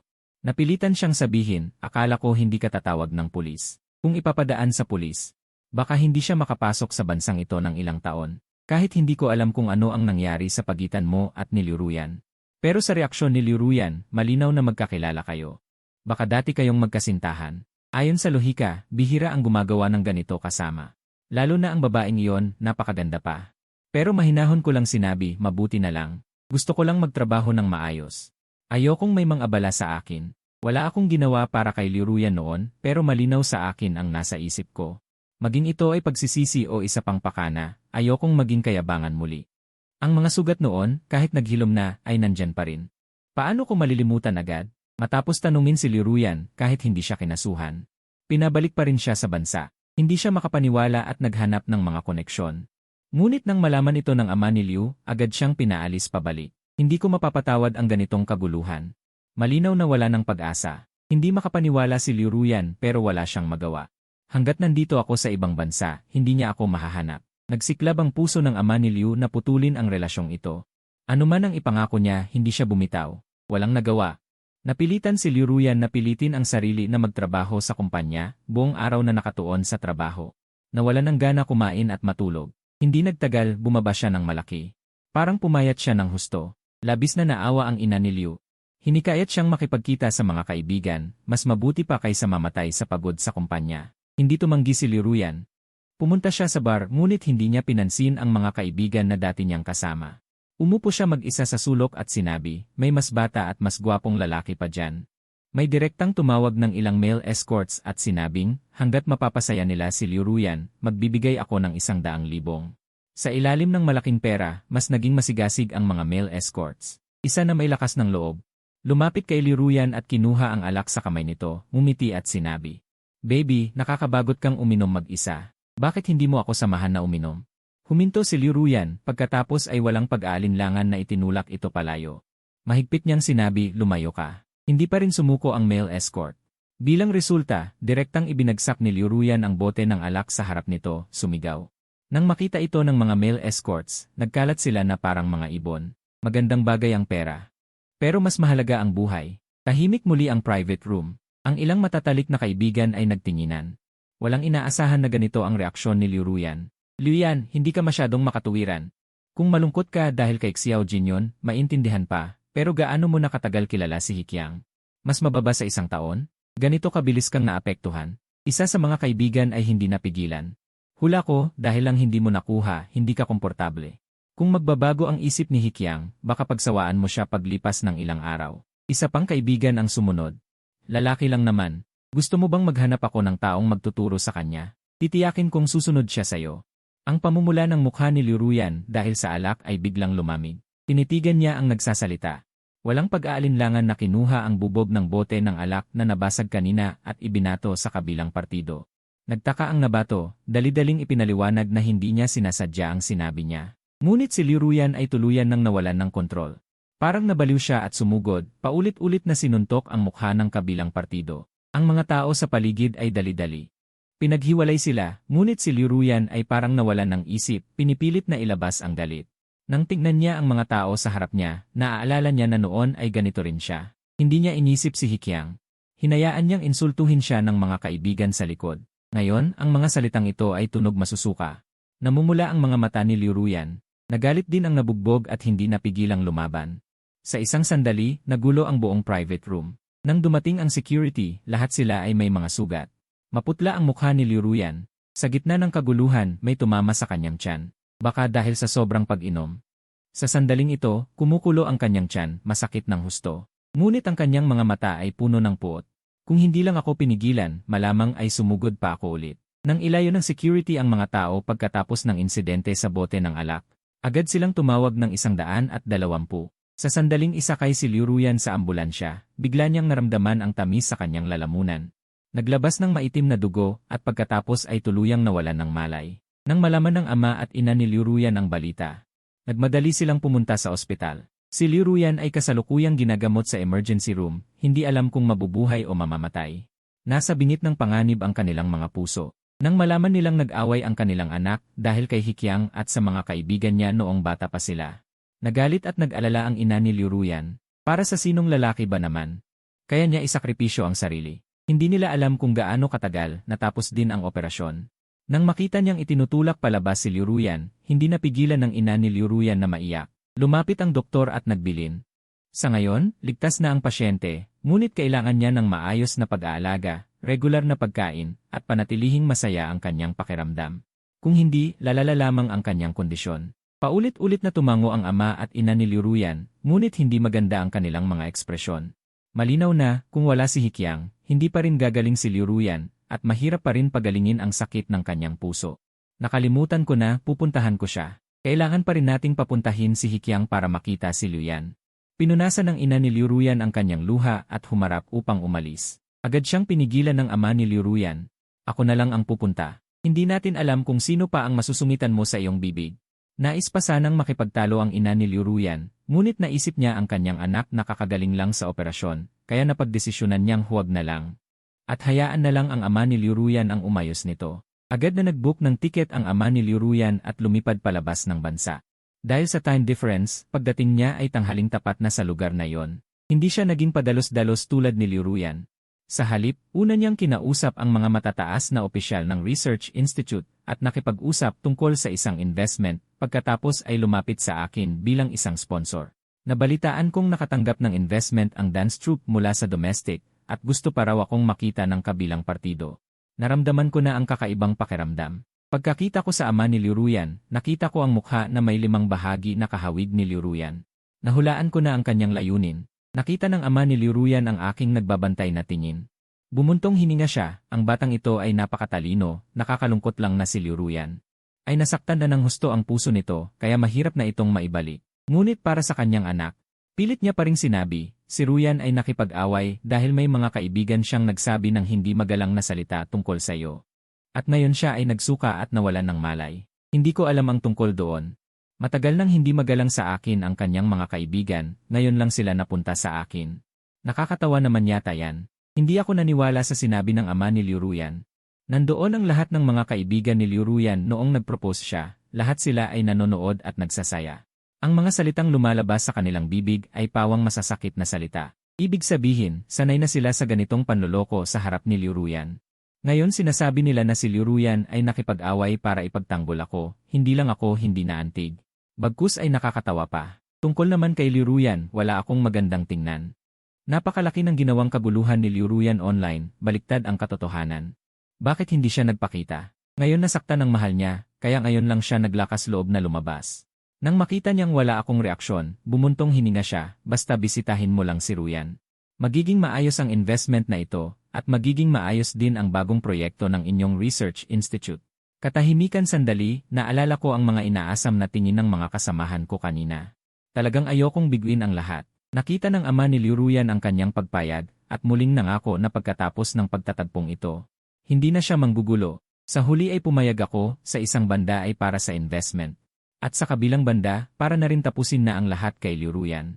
Nag-file ako ng leave sa dance troupe, at bumili ng tiket pabalik ng bansa. Sinamahan ako ni Shen Yuchu papuntang airport, at bago umalis, hindi niya nakalimutang ipaalala. Huwag kang makipagkompromiso para sa kahit sino kapag gusto mo nang umuwi. Nakita ko ang pag-aalala sa mga mata ni Shen Yuchu. Naininitan ang aking puso, at umiling, mas mabuti pang linawin ang ilang mga bagay. Huwag kang mag-alala, alagaan ko ang sarili ko. Tumangho si Shen Yuchu.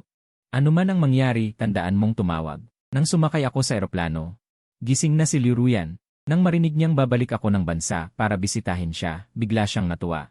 Hindi niya inalintana ang kanyang panghihina, pinalitan niya ang damit na suot niya noong unang pagkikita namin at nagpaganda ng husto. Inayos niya ang kanyang buhok. Ngunit hindi pa rin siya nasisiyahan, nakatingin sa kanyang maputlang sarili sa salamin. Hindi niya napigilan ang sarili na magbulong, baka ayaw na sa akin ni Hikyang. Bagaman puno ng mga maling pag-iisip ang kanyang isipan. Nang maisip niyang makikita niya ako, hindi niya napigilan na mapatawa. Pagkababa ko ng eroplano, dumiretso ako sa ospital. Hindi ko naman gustong makita si Liu Ruyan, gusto ko lang ay matapos na agad ang problema. Pagkatapos ay umalis. Pagdating sa ward, nakaupo si Liu Ruyan sa kama. Pagkakita niya sa akin, biglang lumiwanag ang kanyang mga mata. Pagod ka ba sa biyahe? Gusto mo bang kumain muna? Ano ang gusto mong kainin, ipapa-order ko para sa'yo. Medyo nagulat ako. Ang isang spoiled brat na karaniwang naghihintay lang na alalahanin ng iba, ay nag-aalala rin pala sa iba. Napatingin ako kay Liu Ruyan. Naalala ko ang damit na yon, ang unang beses na nagkita kami. May bahid ng pagkalito sa aking mukha. Noong panahong iyon, ako ay nasa pinakamahirap at pinakanakakaawang yugto ng aking buhay, nagtatrabaho sa isang mamahaling restaurant. Ngunit ako ay ginamit ng masamang manager bilang scapegoat at halos mapunta sa presinto. Noong desperado na ako, lumitaw si Liu Ruyan. Hindi lang siya hindi nagtaray, kundi aktibo pa siyang nagtanong tungkol sa sitwasyon. Tinulungan niya akong linisin ang aking pangalan. Palagi kong inalala ang karanasang iyon. Dahil nga doon, nagkaroon ako ng kakaibang damdamin para kay Liu Ruyan. Tiningnan ni Liu Ruyan ang aking mukha na puno ng paggunita. Natutuwa siya sa kanyang sarili sa loob-loob. Mukhang hindi naman wala siyang damdamin sa akin. Kahit papaano, naalaala ko pa rin ang unang pagtatagpo at napapangiti ako. Qiang. Ang boses ni Liu Ruyan ay bumalik sa akin mula sa aking mga iniisip. Nagising ako. Tumingin ako sa tao sa harap ko. Tumingin din si Liu Ruyan sa akin, puno ng pag-asa ang kanyang mga mata. Kahit bahagyang mapagkumbaba. Naaalala mo pa ba, di ba? Maingat na nagtanong si Liu Ruyan. Hindi ko ito itinanggi. Ang pangyayaring iyon ay alaala niya. Isang di malilimutang tanawin. Naaalala ko pa, dahil tinulungan mo ako noon. Kaya kahit na hindi mo maalala ang aking kaarawan, hindi mo maalala ang mga gusto ko. Ayaw mong kilalanin ang aking pagkatao. Ang init na yon ang nagbigay sa akin ng lakas. Biglang nanigas ang ngiti ni Liu Ruyan. Mahinang sabi niya, paumanhin, nalimutan talaga kita dati. Sa tingin ko noon, ang paghabol ko kay Xiao Jinyon ay ang tinatawag na pag-ibig. Hindi ko napansin ang nasa tabi ko. Ngunit simula ngayon, hindi na. Naalala ko na. Ang iyong kaarawan ay Hulyo 19. Gusto mo ng asul at ang gusto mong kainin. Hindi na kailangan. Hindi na mahalaga ang mga yan. Pinutol ko siya. Tahimik ang aking boses, ngunit may lamig. Isang beses na yon ay sapat na para patawarin kita. Maraming beses. Ngunit nang hanapin mo ang manager na yon. Para guluhin ako, wala na akong utang sayo. Naisip niya muli. Upang pasayahin si Xiao Jinyon, ibinigay niya ang lahat ng pinakapribado kong bagay. Pagkatapos, ginamit ni Xiao Jinyon ang mga ito upang mahanap ako ng manager na yon. Halos masiraan ako ng bait. Nagbukas siya ng bibig, gusto niyang ipaliwanag na hindi siya ang naghanap sa lalaking iyon. Ngunit habang nasa bibig na niya, naramdaman niyang walang saysay ang ganitong paliwanag. Kahit na hindi siya mismo ang gumawa, para na rin niyang hinayaang mabuksan ang aking sugat. Sa harap ng nananakit sa akin, mali ako sa insidenteng iyon. Saktan mo man ako o murahin, basta't mawala ang galit mo. Pabigla-biglang paliwanag ni Liu Ruyan. Paano pa ako maniniwala sa'yo? Para bang may naalala ako? Isang kayabangan na walang init sa mukha. Alam mo ba, sabi ng tatay mo, nabalian ako para protektahan ka sa harap ng mga kaibigan mo. Ang unang reaksyon ko ay katatawanan. Noong araw na yon, ang iyong mga kaibigan, lahat ay tumatawa sa akin. Umaasa akong protektahan mo ako minsan, sabihin mo na hindi totoo ang lahat ng iyon. Ngunit hindi mo ginawa. Nakangiti ka lang dahil sa wakas ay nakamit mo ang pagmamahal ni Xiao Jinyon. Gumanti-ganti ang mga labi ni Liu Ruyan, ngunit wala siyang masabi. Ang video ng proposal noong araw na yon ay kumalat na sa internet, ngunit hindi niya ito matapang na tingnan. Sa bawat pagtingin, parang nabibiyak ang puso ko. Maraming bagay ang hindi niya gustong tingnan. Gusto mo akong bawiin ngayon. Ito ay katulad ng paghabol mo kay Xiao Jinyon noon, dahil hindi makukuha. Kaya kumukulo sa loob. Ngunit sa tuwing nakikita kita, nakikita ko ang iyong pagsisikap na maging mabuti sa akin. Hindi ko mapigilan ang mag-isip, baka kapag napaamo na kita, magdala ka ulit ng grupo ng mga kaibigan. Sasabihin mo sa akin na nagbibiro ka lang. Nanginginig ang labi ni Liu Ruyan. Hindi, paano? Bakit hindi? Marahil ang iyong malubhang sakit ngayon ay para lang mapalambot ang aking puso. At pagkatapos ay lokohin mo ako ulit ng husto. Ang aking tahimik na tono ay nagpadama ng lamig kay Liu Ruyan. Sa wakas ay naintindihan niya ang damdaming iyon, na hindi siya pinaniniwalaan kahit anuman ang sabihin niya. Ano ang gagawin ko? Ito ba ang pinakamahusay na kabayaran mo sa akin? Pagkasabi ko, tumalikod ako para umalis. Namumutla ang mukha ni Liu Ruyan. Hindi siya sorpresa sa kahilingang ito. Ngunit narinig niya mismo. Parang tinusok ng kutsilyo ang dibdib ko, na winawasiwas ng todo, duguan. Hirap siyang nagsalita. Sige, pumayag ako. Kung hindi makakaabala, mapapasaya kita. Ipadama mo sa akin ang iyong nararamdaman. Handa siya. Narinig ko ang mga salitang iyon. Nakahinga ng maluwag habang nakatingin sa paulit-ulit kong ekspresyon, ibinaba ni Liu Ruyan ang kanyang mga mata. Ngumiti siya ng mapait, nakikita ko pala na ganoon na kita pinahirapan. Mabuti na lang, plano niyang bigyan ako ng kalayaan. Wala na akong intensyong makipag-usap pa kay Liu Ruyan. Nang tatayo na sana ako para umalis, biglang bumangon si Liu Ruyan sa kama, napakalakas ng kilos. Halos mahulog siya sa kama, ang ingay na nagawa ay nagpatigil sa akin. Hayaan mong samahan kita. Okay lang ba? Hindi ko matatanggihang malakas ang hiling ni Liu Ruyan, kaya sumunod siya sa akin. Pinagmamasdan ang likuran ko, puno ng pagkaawa ang kanyang mga mata. Gusto niya pa sanang maging mapilit. Yakapin ang braso ko, at sabihin sa akin na huwag umalis. Alam niyang mali siya. Ngunit pinigilan niya ang sarili, ayaw na naman niyang mapuno ang aking mga mata ng pagdududa at pagkasuklam ko sa kanya. Ayaw ko rin namang makipag-usap kay Liu Ruyan, wala nang mapagsasabihan sa pagitan namin, ang pagsasalita ay makakasakit lamang sa isa't isa. Naglalakad kami ng magkahiwalay, gusto pa ni Liu Ruyan na ang daan na ito ay walang katapusan. Gayunpaman, dumating din ang oras ng paghihiwalay. Naglakad ako papunta sa gilid ng kalsada. Handang sumakay ng sasakyan para umalis. Nakatingin si Liu Ruyan mula sa malayo, puno ng hindi pagtanggap sa kanyang puso. Ngunit napilitan lang siyang masaksihan ang aking pag-alis. Sa sandaling iyon, biglang sumugod ang isang sasakyan mula sa likuran niya. Masyadong mabilis ang takbo, walang anumang intensyong bumagal, sa halip ay bumilis pa ito papunta sa akin. Biglang nabura ang isipan ni Liu Ruyan, ngunit ang kanyang katawan ay mas mabilis kaysa sa kanyang kamalayan, bigla siyang sumugod at hinila ako palayo. Ngunit ang kanyang binti ay mabigat na nabangga ng sasakyan, biglang yumuko sa kakaibang anggulo. Ang sasakyan ay tumama sa mga bulaklak sa tabi ng kalsada. Hindi agad ito makagalaw. Nagulo ang paligid, ngunit si Liu Ruyan ay nakatitig lamang sa akin. Iniinda ang matinding sakit mula sa kanyang binti. Yi Qiang, okay ka lang ba? Nakatulala pa rin ako. Puno ng takot ang aking puso, kung biglang tumama ang sasakyan kanina, baka wala na akong buhay. Tinitigan ko ang nabalingkanang binti ni Liu Ruyan, agad na namutla ang aking mukha, ayos-ayos lang ako. Kumusta ka? Sa ganitong sitwasyon, hindi ko pinagkait ang aking pag-aalala. Pagkatapos ng lahat, nasugatan si Liu Ruyan dahil sa pagliligtas sa akin. Ngumiti si Liu Ruyan, mabuti na lang at maayos ka. Halo-halong emosyon ang naramdaman ko, hindi na ako nagtagal para magsalita pa, gusto ko na lang siyang dalhin agad sa ospital para magamot. Mabuti na lang at nasa harap kami ng ospital, mabilis na dumating ang mga tauhan ng ospital, at isinugod si Liu Ruyan sa emergency room. Nang masilayan ko, ang taong inilalabas ng mga pulis mula sa kotse ay si Xiao Jinyon. Sa mga sandaling ito, si Xiao Jinyon ay wala na ang dating sigla, magulo ang damit, pagod ang mukha. Nakikipag-usap pa sa sarili, nang makita niya ako, tila bigla siyang nagalit.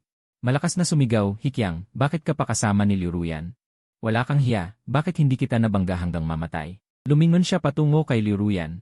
Liu Ruyan, lumabas ka, bakit ka nagtatago? Sinabi mong tanging ako lang ang mamahalin mo sa buhay na ito. Paano ka nagbago ng isip?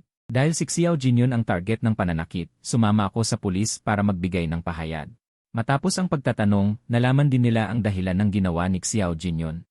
Nalaman na pagkatapos malugi ang pamilya Xiao, si Xiao Jinyon ay bumagsak mula sa langit at hindi na kayang tiisin ang pagbaba ng estado. Nagsimula siyang gumala sa mga babaeng dati niyang minamaliit, naghahanap ng ginhawa. Gayunpaman, ang marupok na pamumuhay ay nagtanggal sa kanya ng dating karisma, at mabilis din siyang pinabayaan ng mga babaeng iyon. Hanggang sa huli, napagtanto ni Xiao Jinyon na si Liu Ruyan ang pinakamabuti para sa kanya. Nabalitaan niyang nagkasakit si Liu Ruyan, nais niya sanang dumalaw, iniisip na sa kanyang kasalukuyang kalagayan. Maaaring mahabag si Liu Ruyan. Hindi niya inaasahan na masilayan niya si Liu Ruyan na naghatid sa akin palabas, ang babaeng tanging siya lang ang nakikita noon.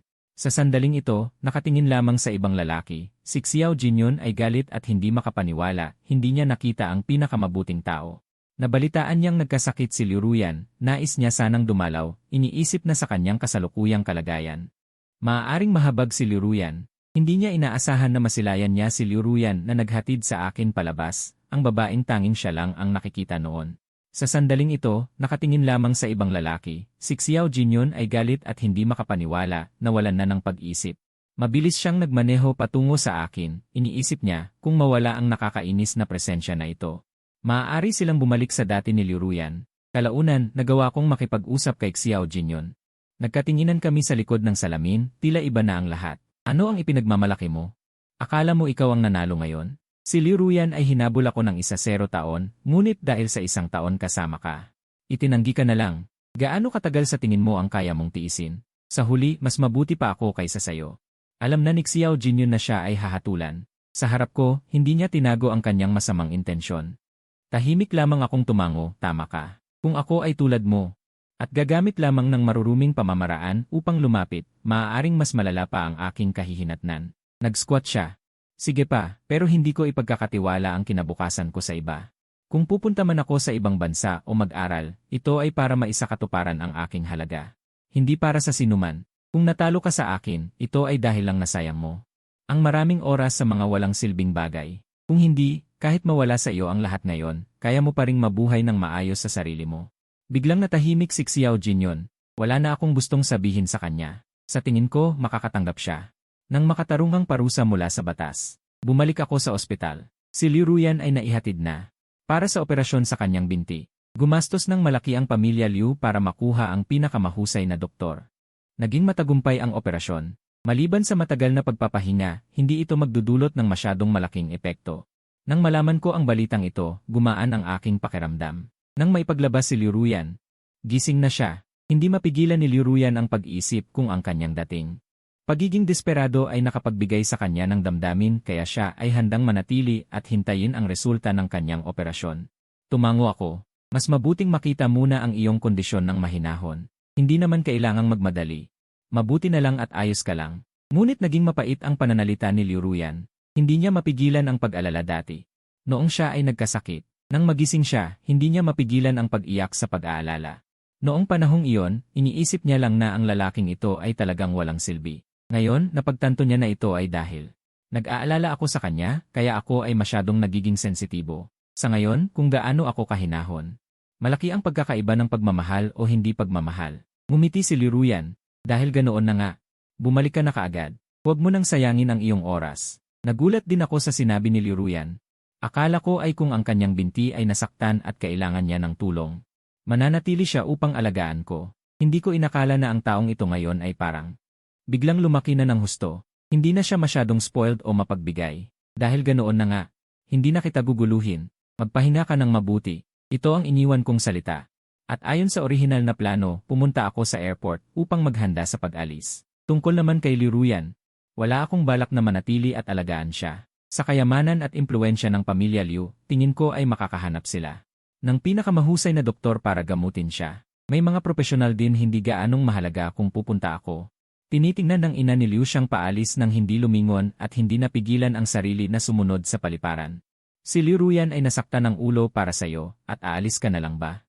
Kung talagang aalis ka, huwag mo nang isiping makakapasok ka pa sa bahay ng mga Liu. Tinitingnan ko ang babaeng nasa harapan ko na sanay sa luho, kahit sa ganitong pagkakataon, mayroon pa rin siyang pagyayabang. Kung dati, marahil ay magpapakumbaba ako para kay Liu Ruyan upang mapasunod siya. Ngunit ngayon ay hindi ko na inaalintana si Liu Ruyan. Paano ko pa ipagpapatuloy ang sarili ko para sa pamilya niya? Paumanhin, Tita Liu, kung kailangan talagang sabihin. Ang kasalukuyang kalagayan ni Liu Ruyan ay resulta ng kanyang hindi seryosong pagtrato sa pag-ibig, ang resulta ng pagpapalit-palit sa dalawang lalaki. Si Xiao Jinyun ay siya mismo ang umakit, ako ang walang kasalanang nadamay. Bata pa si Ruyan. Nalinlang lamang ni Xiao Jinyun. Kailangan mo bang maging ganito kasungit? Iwanan mo siya. Mahahanap mo pa ba ang mas may magandang kondisyon? Naramdaman ng ina ni Liu na siya ang may kasalanan, ngunit hindi niya pa rin gustong aminin ang pagkakamali ng kanyang anak, lalo pa sa harap ko na dati niyang kinasusuklaman. Ngumiti lang ako ng bahagya, nagugulat sa pagiging kumpiyansa ni Madam Liu. Sa totoo lang, nang iwanan ko si Liu Ruyan, napagtanto ko na hindi naman pala umuulan sa labas. Ito na ang sarili kong mga bagay. Huwag kang mag-alala, hindi ko naguguluhin si Liu Ruyan, at wala na siyang kinalaman sa mga mangyayari sa hinaharap. Pagkatapos kong sabihin yon, tumalikod na ako at sumakay sa eroplano. Naiwan lamang ang ina ni Liu na hindi pa rin makapaniwala sa lahat ng ito. Nakabuntong hininga si Madam Liu, bumalik sa ospital, at hindi napigilang magreklamo kay Liu Ruyan. Bakit napakawalang puso ng taong ito? Hindi ka man lang niya gugugulan ng ilang araw para alagaan ka. Anong mali sa pagsabi ko ng ilang bagay? Hindi napigilan ni Liu Ruyan na mapangiti ng mapait. Kung dati ay iniisip niya pa, na sa hindi paggugulo niya ay maaari pa niyang mapabuti ang impresyon niya sa akin, kung gayon ngayon, ay bumalik na ulit sa simula ang lahat. Sa totoo lang, tama si Hikyang, ang pagkabaliw ni Xiao Jinyun ay masasabing bunga lamang ng sarili niyang mga kasalanan. Si Hikyang ang inosenteng naidamay. Maswerte pa si Liu Ruyan na siya ang nasaktan noon at hindi si Hikyang. Kung hindi, sisirain ko ang kanyang pangarap. Hindi niya mababayaran habang buhay ang utang niya sa akin. Sa ngayon, masasabi na lang na ang langit ay makatarungan at ang parusa ay hindi mapapalampas. Ang mga nakasakit sa akin noon, kasama na siya mismo, ay nakatanggap na ng parusa. Pagkatapos kong umalis, nag-aalala pa rin sina Ng at Enrea Liu na baka magtampo si Liu Ruyan. Dahil sa pag-alis ko ay hindi siya makikipagtulungan sa rehabilitation. Ngunit hindi nila inaasahan na hindi siya nagpakita ng anumang pagkadismaya. Nagsisikap siya ng husto araw-araw, at hindi na rin siya humihingi na hanapin pa ako. Ang pagbabago ni Liu Ruyan ay nagbigay ng kapayapaan sa kanyang mga magulang. Pareho nilang iniisip na si Liu Ruyan ay tunay na lumaki at tunay na nakapag-move on. Ngunit si Liu Ruyan lamang ang nakakaalam sa kanyang puso na hindi niya kailanman nakalimutan si Iqiang. Sadyang, napagtanto niya na kung gagamitin niya ang moral blackmail dahil sa kanyang binti ay lalo lamang niya akong mapapangingibabawan. Makalipas ang ilang buwan, halos gumaling na ang binti ni Liu Ruyan. Bagaman hindi na siya makakagawa ng mabibigat na ehersisyo tulad ng isang normal na tao. Hindi na mahalata ang anumang kakaiba sa pang-araw-araw na pamumuhay. Nagsimulang sumunod si Liu Ruyan sa plano ng kanyang mga magulang at unti-unting tinanggap ang mga gawain ng kumpanya. Inilaan niya ang lahat ng kanyang lakas sa trabaho at hindi binigo ang inaasahan ng kanyang mga magulang. Mabilis siyang naging mahusay. Pinatakbo niya ang pamilya Liu ng masigla. Ang mga pagkalugi na sanhi niya noon ay masigasig na binawi. At lalo pang lumaki at lumakas ang pamilya Liu at patuloy na umunlad. Sa wakas ay mapayapa na si Emma Liu at lubos na ibinigay ang kontrol sa kumpanya. Si Liu Ruyan ay naging isang mainit na paksa. Ang tanging masasabi ay si Liu Ruyan ay isang tunay na workaholic. Karaniwan, bukod sa kumpanya at bahay, halos wala na siyang anumang aktibidad sa paglilibang. Walang nakakaalam na bukod sa trabaho, ang tanging libangan ni Liu Ruyan ay ang pagbabasa ng mga balita tungkol sa akin at maging ang ilang pribadong impormasyon. Hinahanap niya ang isang tao upang espesyal na makuha ito, ngunit hindi na niya ako muling hinanap, sa halip ay tahimik na nanonood ng mga larawan at video. At inipon at inayos niya ang lahat ng mga bagay at itinago ito. Walang sinuman ang pinapayagang humawak nito. Kahit ilang tao pa ang nasa larawan, palaging nakikita ni Liu Ruyan ang aking kinaroroonan. Nasaksihan ni Liu Ruyan ang aking pagtaas mula sa isang tabi hanggang sa unti-unting pagiging mas pinahahalagahan. Pataas ng pataas ang posisyon hanggang sa makarating sa pinakamahalagang posisyon. Sa wakas ay hindi na niya napigilan ang kanyang pangungulila. Sa unang pagkakataon ay pumasok siya sa hangganan ng kalahating bansa. Nais niyang masaksihan mismo ang pinakamahalagang sandali ko. Ang ulat ay naging napakamatagumpay. Ang aking paglitaw bilang isang mukhang silangan ay nakatanggap ng maraming papuri at sinira ang maraming taon ng monopolyo at pagkiling. Pagkatapos ng ulat, biglang niyakap ako ng aking kasamang si Shen Yuchu sa publiko at sinabing gusto niyang pakasalan ako. Nabulabog ang lugar. Ang mga manonood ay sumigaw ng magsama kayo. Magsama kayo. Tinanggap ko ang alok na kasal sa mismong lugar. Marami akong pinagdaanan na hirap sa mga nakalipas na taon, ngunit si Shen Yuchu ay palaging nasa tabi ko.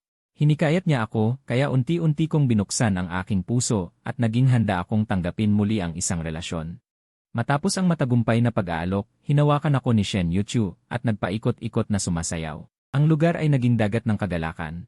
Si Liu Ruyan lamang ang hindi kasama. Stiffly at numbly niyang pinanood ang eksena, ngunit tila bigla siyang bumalik sa matagal na panahon. Sa sandaling inalok ko siya ng kasal. Noong panahong iyon, kung hindi siya biglang nagbago ng isip, baka siya na ang nasa tabi ko ngayon? Ngunit ang oras ay hindi nagbibigay ng pagkakataon na magbago ng isip ang sinuman. Kailangan na lamang niyang panoorin ang aking kaligayahan. Nawalan pa siya ng tapang na lumapit at sabihin hindi siya sang-ayon. Tila wala na rin siyang karapatan. Tahimik na umalis si Liu Ruyan. Walang nakapansin sa kanyang presensya, na para bang hindi siya kailanman dumating. Hindi na araw-araw binabantayan ni Liu Ruyan ang aking mga balita. Ayaw niyang makakita ng ibang babae sa aking tabi. Upang makataka sa mga bagay na ayaw niyang makita, mas maraming oras ang inilaan ni Liu Ruyan sa kumpanya. Naisip niya na baka araw-araw siyang kumakain at natutulog sa kumpanya. Hindi talaga matiis ni Elrea Liu, ngunit nang malaman niyang kasal na ako sa iba, hindi na niya nagawa kundi huminga ng malalim. Hindi niya mapigilan ang pag-isip kung sana mas mabuti ang kanyang kilos noon. Baka naiwan ko siya. Hindi bababa sa kanyang anak na babae ay hindi magiging ganito ngayon. Nais lang ni Elrea Liu na mag-ayos ng blind date. Umaasa na makahanap si Liu Ruyan ng isang tao na makakasama niya sa halip na mag-isa at malungkot. Ang mga kadate na inayos ni Elrea Liu ay pawang mahuhusay, ang ilan ay malamig at marangal, ang ilan ay kaakit-akit. Ngunit hindi man lang nakipagkita si Liu Ruyan. Direkta niyang tinanggihan, mayroon na siyang isang tao sa kanyang puso. Nagkaroon na siya ng parusa dahil sa panunukso sa isa pang tao, kaya hindi na siya dapat umulit. Nang makita ni Elrea Liu na hindi siya pumapayag sa anumang ayos, hindi na niya ginawa ang walang kabuluhang bagay na ito. Hindi na niya siya pinansin. Gayunpaman, habang sumuko si Elrea Liu, ang iba ay hindi alam kung saan nalaman na walang lalaki sa paligid ni Liu Ruyan. Higit pa rito, mayroong sadyang naghanap ng isang lalaki na katulad ko at ipinadala upang pasayahin si Liu Ruyan. Sa unang tingin ni Liu Ruyan sa binata, siya ay naguluhan ngunit mabilis na nagkamalay. Pagkatapos itong paalisin, ang kasosyo sa negosyo na nagdala nito ay hindi rin naging maganda ang kapalaran. Matapos ang matinding pag-atake ng pamilya Liu, bumagsak ang kasosyo sa negosyo. Hindi na kayanan ng kasosyo ang pagkakaiba at binayaran ang media upang ilabas ang mga iskandalo ni Liu Ruyan noon. Nakausli na naman at ibinunyag muli ang mga bagay na halos nakalimutan na ng tao ay muling lumabas. Malaki ang naging epekto nito sa pamilya Liu. Sa pagkakataong ito ay walang opisyal na tumulong. Ang Departamento ng Public Relations ng pamilya Liu ay nais sanang samantalahin ang pagkakataon para makipaglaban ng husto, ngunit pinigilan siya ni Liu Ruyan. Ayaw niyang dahil sa mga walang kwentang bagay na ito. Makaapekto pa sa aking pagbubuntis. Inamin ni Liu Ruyan ang mga nakaraan niyang pagkakamali at nagbigay ng malaking halaga para masuportahan ang mga may talento, ngunit hindi kayang pondohan ng pamilya. Ang pag-aaral sa ibang bansa para sa mga mahuhusay na estudyante marahil dahil sa kanyang pagtanggap sa pagkakamali ay mabilis na nawala ang krisis sa opinyon ng publiko. Nang marinig ko ang tungkol dito ay halos tapos na ang mga pangyayari. Hindi na ako gaanong naapektuhan ng mga lumang issue. Si Shen Yuchu naman ay tinalikuran na ng husto. Paano nila nagawa iyon sa iyo noon? Hindi, sa tingin ko kailangan ko pa rin siyang suntukin na wala ako sa sarili. Nakikita ang taong mas galit pa sa akin sa harap ko, ngunit sa tingin ko dapat ko siyang pasalamatan sa pagtalikod sa akin. Kung hindi, hindi kita makikilala at hindi ako ang kasalukuyan kung ako, kaya lahat ay nakatakda. Ang pinakamagandang anyo,